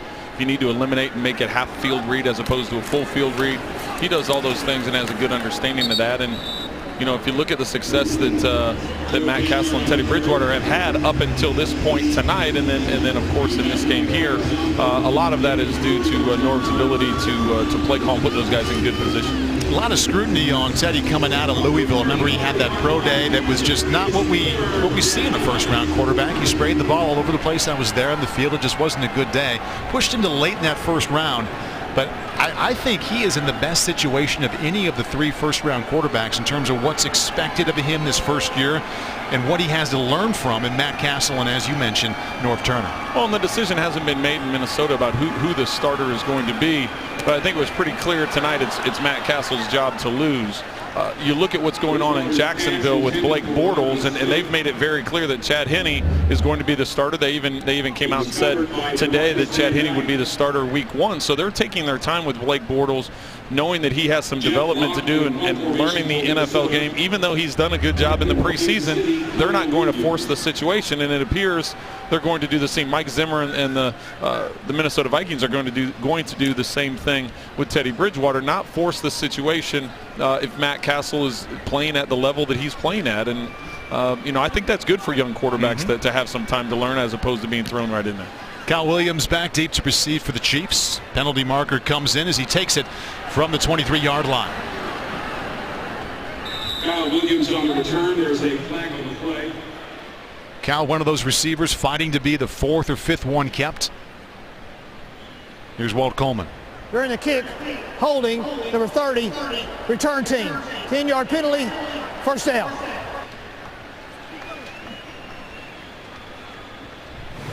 Injured Viking on the field. 13-14 left in the game. Vikings on top, 27-5.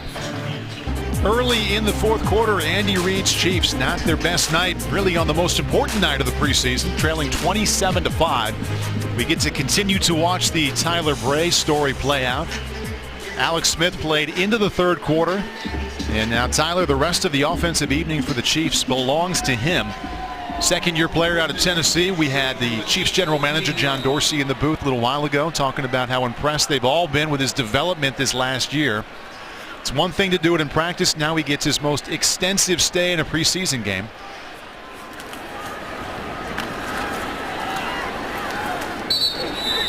And that's Cyrus Gray off the left side for Kansas City, gain of 5, tackled by Audie Cole. Tackled by Audie Cole. So of the many things Tyler Bray had to learn in this last year, going from a green rookie now to a second-year player, that this is a typical play call. Shift to halfback, twin right open, swap 72, all go special, halfback shallow cross wide open. I mean, just to get that out of your mouth and to realize what everybody's supposed to do, I mean, that's an accomplishment. Well, and especially for Tyler, coming from a place in college where they went no huddle and everybody looked to the sideline and they either got a picture or letter or number or something and everybody automatically knew what the play was going to be. He didn't actually have to step into the huddle and verbalize that. So all of a sudden he gets here, and Andy Reid's offense is what you just said it was. You've got to stand in and you've got to make those plays. That's a difficult transition to do. That's like learning a foreign language. So for me, just going back to my playing days, one of the plays we would run here that was a wordy play was scattered a bunch right, Zorro, scat right, 0-22, stop at flat, shoot. So for me, I can just rattle that off like it's a normal language.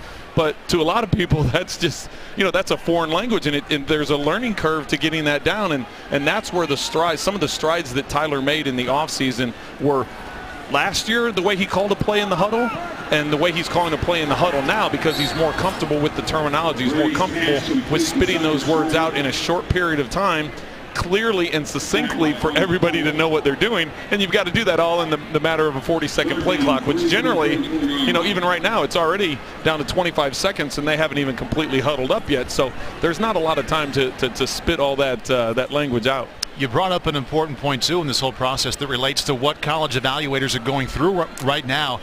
Looking at quarterbacks, at least out of Indiana, you were in the huddle calling a play. Yes. Tyler and so many of these guys now, they're not saying much of anything in a huddle because they're not huddling up. Well, and there's two factors that go into it. One is, how is a quarterback going to be able to come away from center? Is he equipped to taking a snap from underneath? I remember, a lot of these quarterbacks that are coming out now, and they've never really been under center. Maybe a small fraction percentage of the time are they actually under center. So you've got the physical part of it that kids just aren't normal, because whether it be high school, college, whatever it is, everybody's going to this spread now. So you're not used to. In the NFL, that hasn't completely gone away, just because you've got your most valuable position and the position you're paying the most money to, you want to keep healthy and keep safe as opposed to running all over the field. So not only do you have the physical part of it, but then as we just talked about, the mental part, being able to step in the huddle, being able to basically repeat a foreign language to the rest of the team. And we just saw a quick glimpse of Alex Smith over on the sideline. That was one of the things that Andy Reid said a year ago that impressed him the most about Alex, is that he came in not coming from that type of system and being able to pick it up as quickly as he did. 3rd down and 3. The Chiefs so far 4 out of 14 on 3rd downs, and there's a nice play for young Tyler Bray. Completes to A.J. Jenkins. Cole with the tackle, but that keeps the chains moving, keeps the drive alive, gain of 6. And that's what you want to do right now. If you're Tyler Bray, you just want to get something. You're not going to get, all 22 points back right away. You need 3 touchdowns. So you just need to take your time, pick up some first downs, get some momentum going, get your guys believing in it, get some bounce in and out of that huddle, and go down and get some points. And an unintended, really unfortunate part of the evaluation of Tyler tonight, coming after what we saw in the 3rd quarter. His first pass was intercepted. Threw it right to Sean Prater, led to a touchdown to the Vikings. So you knew you were going to get a good look at him. You also get to see how he bounces back from some early controversy. Looking for Travis Kelce there, and we've seen Travis haul that one in or make big plays so far in the preseason off that route, but that one well over his head. Well, if you throw the ball up the numbers 25 yards down the field, and as the ball floats over the head of everybody, there's 3 receivers standing within 5 yards of each other, that's a problem. You've got to have space, you've got to have separation, and there were too many guys in the same area. You can see Harris, he does a dip to the inside there running up that hash. Then there's Kelce right there, and you've got Wilson on the outside. You've got, actually what that is, it's about 12.5 yards. Those guys are all within the same window, and as a quarterback, you need space. As a secondary, you could have 1 or 2 guys cover all 3 guys with that type of separation. So there's something, miscommunication on somebody's part there. Timeout call by Kansas City there. Tyler Bray facing 3rd down and 6 and trailing 27-5. We're back right after this. Moments ago on this drive, Tyler Bray converted a 3rd down and 3, kept the drive alive. Has a chance to do it again right now, this time 3rd down and 6. With his team trailing 27-5, and it just hasn't been a good night so far for Andy Reid's offense. Alex Smith, minus Jamal Charles, minus Dwayne Bowe. Important to point that out. Couldn't put the ball in the end zone, and now Tyler Bray trying to get that first touchdown of the night. Tailback to his right is Joe McKnight. Well, it looks like the Vikings are showing pressure. Look how many bodies they have up there at the line of scrimmage. And still only brought 4. Yep, and they drop them out, but that's just to cause some confusion. And that's a ball that should have been caught by Kyle Williams. Just went through his hands. Dustin Colquitt, the punt formation for Kansas City. Well, bright side for Andy Reid, Dustin Colquitt, as expected and as usual, been a machine tonight. Jarius right back inside the 10. He'll probably have those heels on the 10-yard line by the time Dustin unloads it.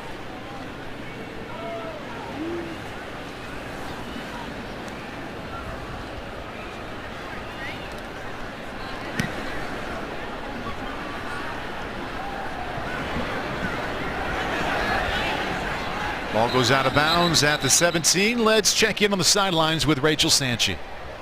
Thanks, guys. I'm here with former Chiefs running back Mike Garrett. Mike, you were a part of Super Bowl IV, the famous 6'5" toss power trap play.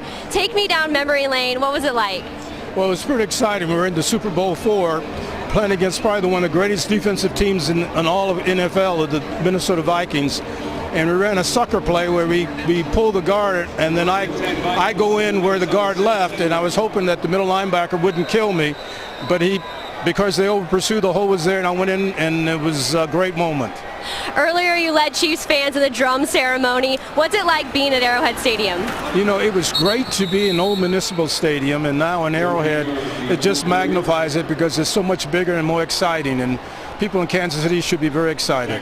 And now you're the athletic director at Langston University. What does it mean to have your team playing here at Arrowhead Stadium in the Missouri Classic? Well, now we're at NAI school, and we're about 2,500 enrolled, but we're going to win a national championship in football and basketball and in other sports. But we have a kickoff classic here, and it's going to be September 6th against Lincoln University, and I think we're going to beat them. Great. Thank you so much, Mike. Guys, back to you. All right, Rachel, thank you. Teddy Bridgewater continues his strong evening, already with 2 touchdown passes. Tackle made by DeMarcus Van Dyke, and there is Mike Garrett. Tremendous career as a tailback at USC, Super Bowl champion here, as they mentioned just a moment ago, as a Chief. Name in the Ring of Honor. You know, it's a great thrill for Mike Garrett to be here. You know, he's a Kansas City Chief living legend. You talk about 65 toss power trap, and that's his play. That's, you know, Hank Stram made it famous because NFL Films has him mic'd up in the Super Bowl. But you look around in this Ring of Honor and you look at the different names, and a lot of these guys live in the area or come back on the reunion game. And Mike's a guy that's been athletic director a number of different places and does a great job of that. So he hasn't always been allowed to get back here. It's just nice to see him back in the house. Banyard for a gain of 5. Famous play. Lenny Dawson gets it. There's Mike Garrett. And there he goes. I would call that a good hole. That's a hole that you can run through right there. That's why they won the Super Bowl. That was such a great era. And you look around, you know, Arrowhead Stadium, and you see the number of names that are off of that team, and just what a great tradition they started here. at first in the AFL and then now, of course, in the NFL. And just great tradition, and it's nice to have Mike here in the house. Incomplete pass there, and we saw Garrett's name, Mike Garrett, up there in the Ring of Honor. We also just saw Hank Stram. And my first 3 years at NFL Network, when I used to work at NFL Network, I worked out of the building at NFL Films, and Steve Sable, the late Steve Sable, just what a treasure he was with all of his information and anecdotal stories about all the players and coaches that really made the NFL what it is, and he loved Hank Stram stories. I mean, there are certain big names that, as he got to know Steve, I mean, they were big names, but they may not have been people that NFL Films loved. They loved Hank Stram. Just tremendous stories, fun to learn about Hank through Steve Sable, who really had a great affection for that family. Well, and Steve Sable just had such rich history with the National Football League, obviously with his dad starting NFL Films, and then what he was able to do and take it a whole nother level, and just the access, that Pete Rozelle and Paul Tagliabue, and they just the amount of access, it's just great history. I'm a fan. First of all, even before I played in the league, I was a fan of the National Football League, and NFL Films was the best. You can't get enough of it. And Steve, unfortunately passed away too early, but have an opportunity to talk to him on several occasions. I can just sit and listen to stories all day. So being around those kinds of people and knowing the history of this game is great. And Dominique Williams off the right side for a big gain for the Vikings inside Chiefs territory. That's a gain of 22. We all, as we look back on our careers, Trent, you can come up with people that you feel lucky to have been around. And Steve Sable, I was around him every day for 3 years. There wasn't a better, more funny storyteller, and a guy who combined compassion too. Great friend. I mean, just the whole thing. And as you mentioned, just left us too soon. Chiefs defense needing to step up here and make a stop.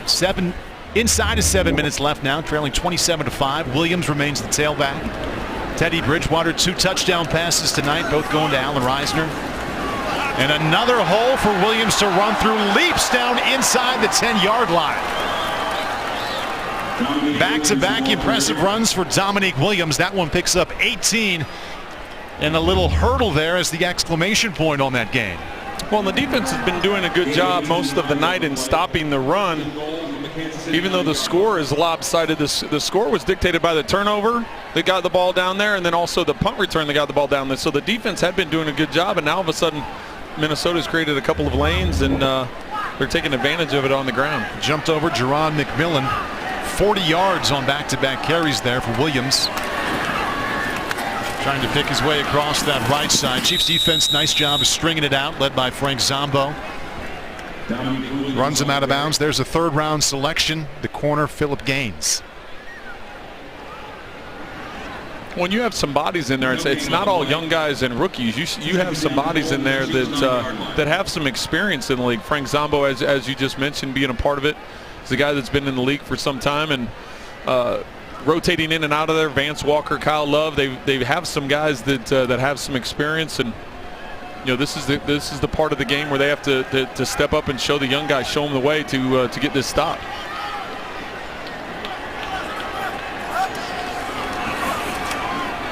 Chiefs defense there to drop Williams that time. Dominique Hamilton there to make the stop. Missouri guy. So there's some Tiger fans in the house that giving him a little love. You could hear some of the fans around. They give it a little extra applause for shouldn't say hometown, but near hometown guy with plenty of Missouri Tiger fans around here. So nice play by Dominique getting in the backfield and blowing things up. Going to be such a significant week for players like Dominique. Now we have 2 cuts coming up on the 26th. Got to get down to 75, and then down to 53 a week from now on August 30th.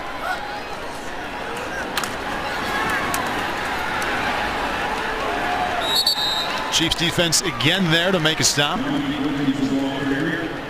D Ford, first round pick.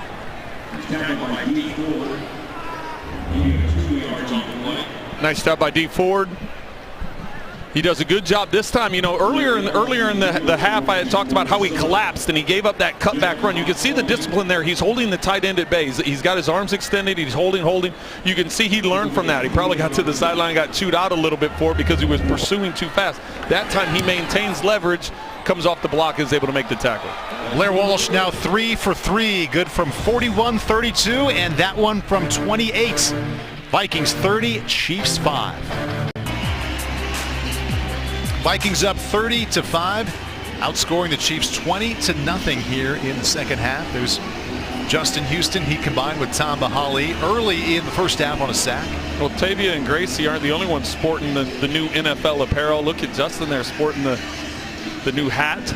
You don't necessarily see those on the sidelines of NFL games, so now you do.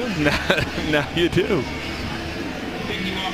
There's a man who's been a name, a storyline here in the Chiefs preseason, Albert Wilson, rookie undrafted free agent out of Georgia State, trying to make his mark on special teams. Kind of feels like he's going to be one of the receivers who will be around once the season is here. Found a home there in the slot. And will not have a chance to bring that one out. 4:16 left. Little bit of time for the Chiefs offense led by Tyler Bray to get something going. We'll show it to you after the break. I'm BJ Kissel down here with Pro Bowl defensive lineman for the Chiefs, Dontari Poe. Now through 3 preseason games, Dontari, what are your thoughts on the first team defense? I think we're doing a lot of stuff good. We're having a couple mistakes here and there, a couple breakdowns in the defense, but that's normal. As long as we correct them before week 1, I think we'll be all right. Coming off your Pro Bowl season last year, where you were on the field 94% of the time for the Chiefs defense, the only interior defensive lineman to play over 1,000 snaps. What do you do over the offseason to stay in shape so you can stay on the field so long? Know what's coming and rev it up and just get your mind ready for it. I kind of know what the situation is going to be this year, so I feel like I'm more ready and more prepared this year. What's your favorite thing about playing in Bob Sutton's defensive scheme? He lets you play football. He doesn't restrict you too much with calls or whatever it may be. In most cases, he just gives you defense and tells you, this is your job. But at the end all be all, you got to play football. All right, thanks, Dontari. We appreciate it. Hey, back to you guys. All right, BJ, Dontari, thank you very much. Travis Kelce there with the gain of 22. Good strike for Tyler Bray. And now 2 completions in a row, both to Travis Kelce. And that time he gets 5. And we hear all the time, thinking about Dontari Poe, Trent, how a player makes a huge improvement from year 1 to 2. I can't think of many here recently defensively that have gone from, hey, this guy has potential, to being a star the way he did last year. Well, and a lot of it changed was the commitment that he made after his rookie season. You know, he talked about giving up. A year ago, he talked about giving up barbecue, giving up fried chicken, just trying to eat better and be healthier. And yes, he's maintained the size, but he's dropped his body fat and increased his muscle mass. And, you know, he's made that decision to work hard. And, you know, he continued that this offseason. He did joke with us during the meeting, though, that he did sneak in some fried chicken when he was at home because there happened to be some around, and he had a bunch of family members that were around. And he's like, you know, I had one breakdown. I had a breakdown for one day. And I said, you know, you're allowed to do that every now and then. So he just, you know, it's nice to see a kid make that commitment that he wants to be not only a good player but a great player, and he was rewarded with a Pro Bowl a year ago. No, we just saw Kyle Williams make a catch, and the ball came out late. The ruling on the field was that Kyle was already down. We see Tyler Bray. This is his 3rd completion in a row, by the way. Finds Kyle Williams, and Minnesota has challenged this to see if it was. I'm not quite sure if they're challenging the fact that it was a catch or if it was a fumble. It did not look like a fumble. I think he was down. Yeah, clearly his knee was down. It was just whether or not he had control of the ball. You know, that swipe was being made, and from that look, it looks like he has control of the ball. It's tucked away as he's going to the ground. His knee hits before it pops out. So. Yeah, there's no bobble there. There's no ball movement. It looks like he's got it secured to his stomach as his knee's making contact with the ground. Clearly down in an important evening, really, the entire training camp for a player like Kyle Williams, because Dwayne Bowe's going to be here, Donnie Avery's going to be here. Sure feels like Frankie Hammond will be here. There he's down right there. That appears to be a catch with the player down, but Yeah, it sure feels like, going back to the numbers, it sure feels like Hammond Jr. is going to be here. Albert Wilson's going to be here. So there's 4. Hemingway has been banged up. Hemingway's a good special teams player, and he's the guy that can contribute, but he hasn't gotten a lot of playing time because of injury. Does that all of a sudden become a factor? With Kyle Williams, with A.J. Jenkins, there's about 5 or 6 guys there fighting for those 4 spots. So it's it's going to come down to what kind of contributions are you making on special teams, and what kind of contributions can and you have to throw. The play that really on the field is confirmed the runner was down prior to losing the ball. We'll charge Minnesota with their second team timeout.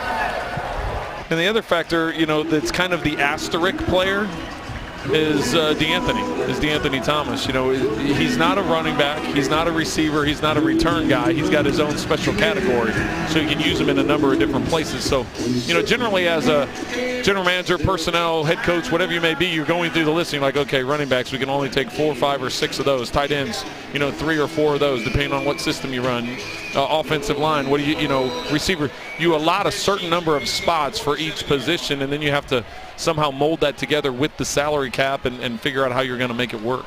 Yeah, come Monday mornings during the season, you wonder if D'Anthony Thomas will go sit down in the running back room, or if he'll go to the wide receiver room. He'll probably end up spending time with both. Tyler Bray, 3 consecutive completions, and not going to get a chance to throw that one. Sacked by Sean Prater. That's the same man who intercepted Tyler Bray with his first pass tonight. Loss of 3 yards on the play. Well, that's just a smart blitz on Minnesota's part. It happens to be a bootleg, fake to the left, boot out to the right, trying to roll out to the right side. Nobody's protecting that edge. That's just the play concept, and it was a timely call by the Vikings defense. He didn't have anybody to dump the ball off to. There were 3 receivers down the field and nowhere to go with the ball. Doug Peterson, offensive coordinator, has watched his quarterbacks go down 5 times, 5 sacks by the Vikings tonight.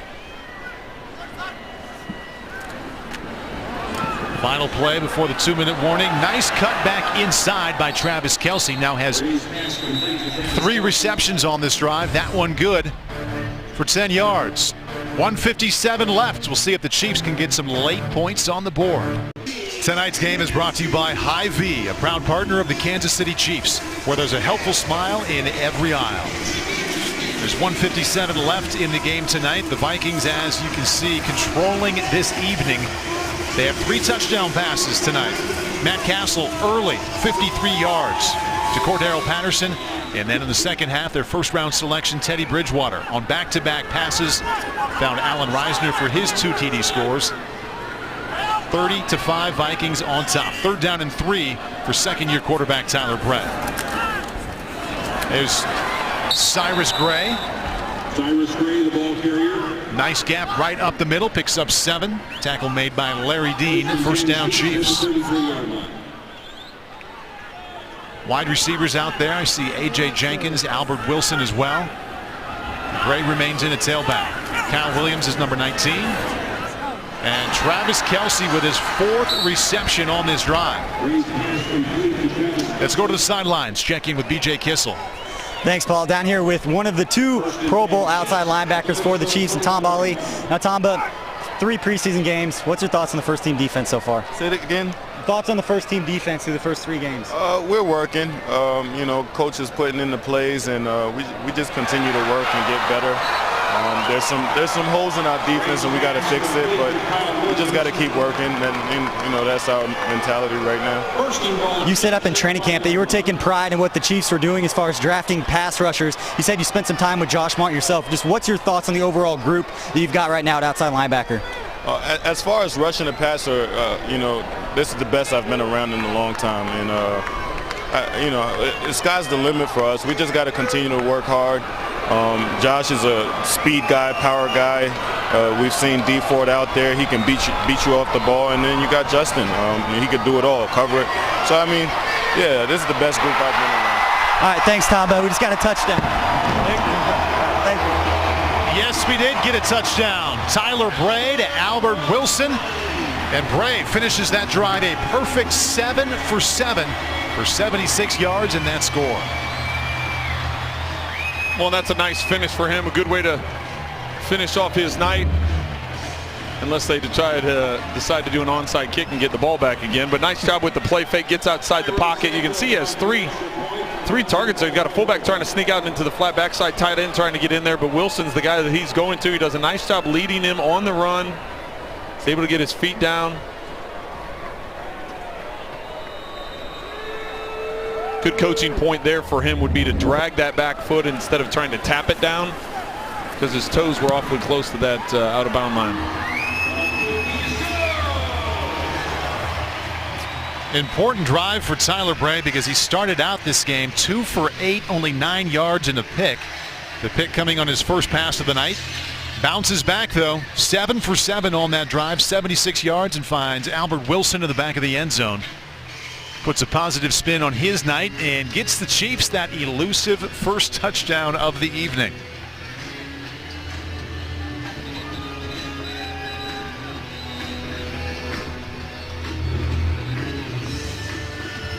All smiles for Tyler Bray. Scoring drive, 9 plays, 80 yards. 76 yards coming through the air. His favorite target, Travis Kelce, had 4 receptions on that drive, and the touchdown going to Albert Wilson. We're back with you Thursday evening from Lambeau Field. Quick turnaround. Game coming up in 5 nights for Andy Reid and these Chiefs. 6 o'clock kickoff. Chiefs, Packers, the 4th and final game of the preseason. By the time we get to that game, the roster will have already been cut down to 75 players. And after it, 2 days later, needs to go down to 53. Jerick McKinnon, rookie out of Georgia Southern, back to receive.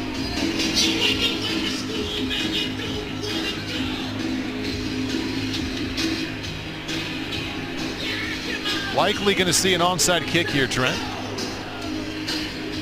Well, you got to pick your different points to try things, and right now, Cairo Santos, they don't know what kind of kicker he is in onside kicks. You obviously get to do it in practice, but he's had all the kicking duties tonight, and we'll get to find out.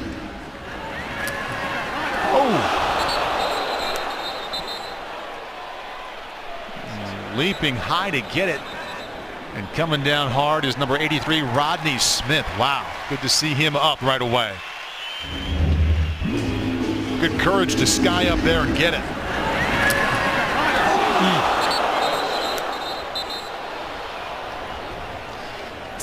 Time now to take a look at the Hy-Vee play of this half. Hy-Vee, where there's a helpful smile in every aisle. Derek Johnson up the middle, and down goes his former teammate Matt Castle. Nice job by DJ. You can see the stunt or the slant of the defensive line going one direction, and DJ coming on the twist, shooting up the gap untouched and getting the sack of Matt Castle. There's Derek Johnson, and that'll do it for the Chiefs and the Vikings. Alex Smith, couple of interceptions. Andy Reid saw his second-year quarterback Tyler Bray come in late. Fire a touchdown to Albert Wilson moments ago. Final score, once again, the Vikings come to Arrowhead and win 30-12 over the Kansas City Chiefs.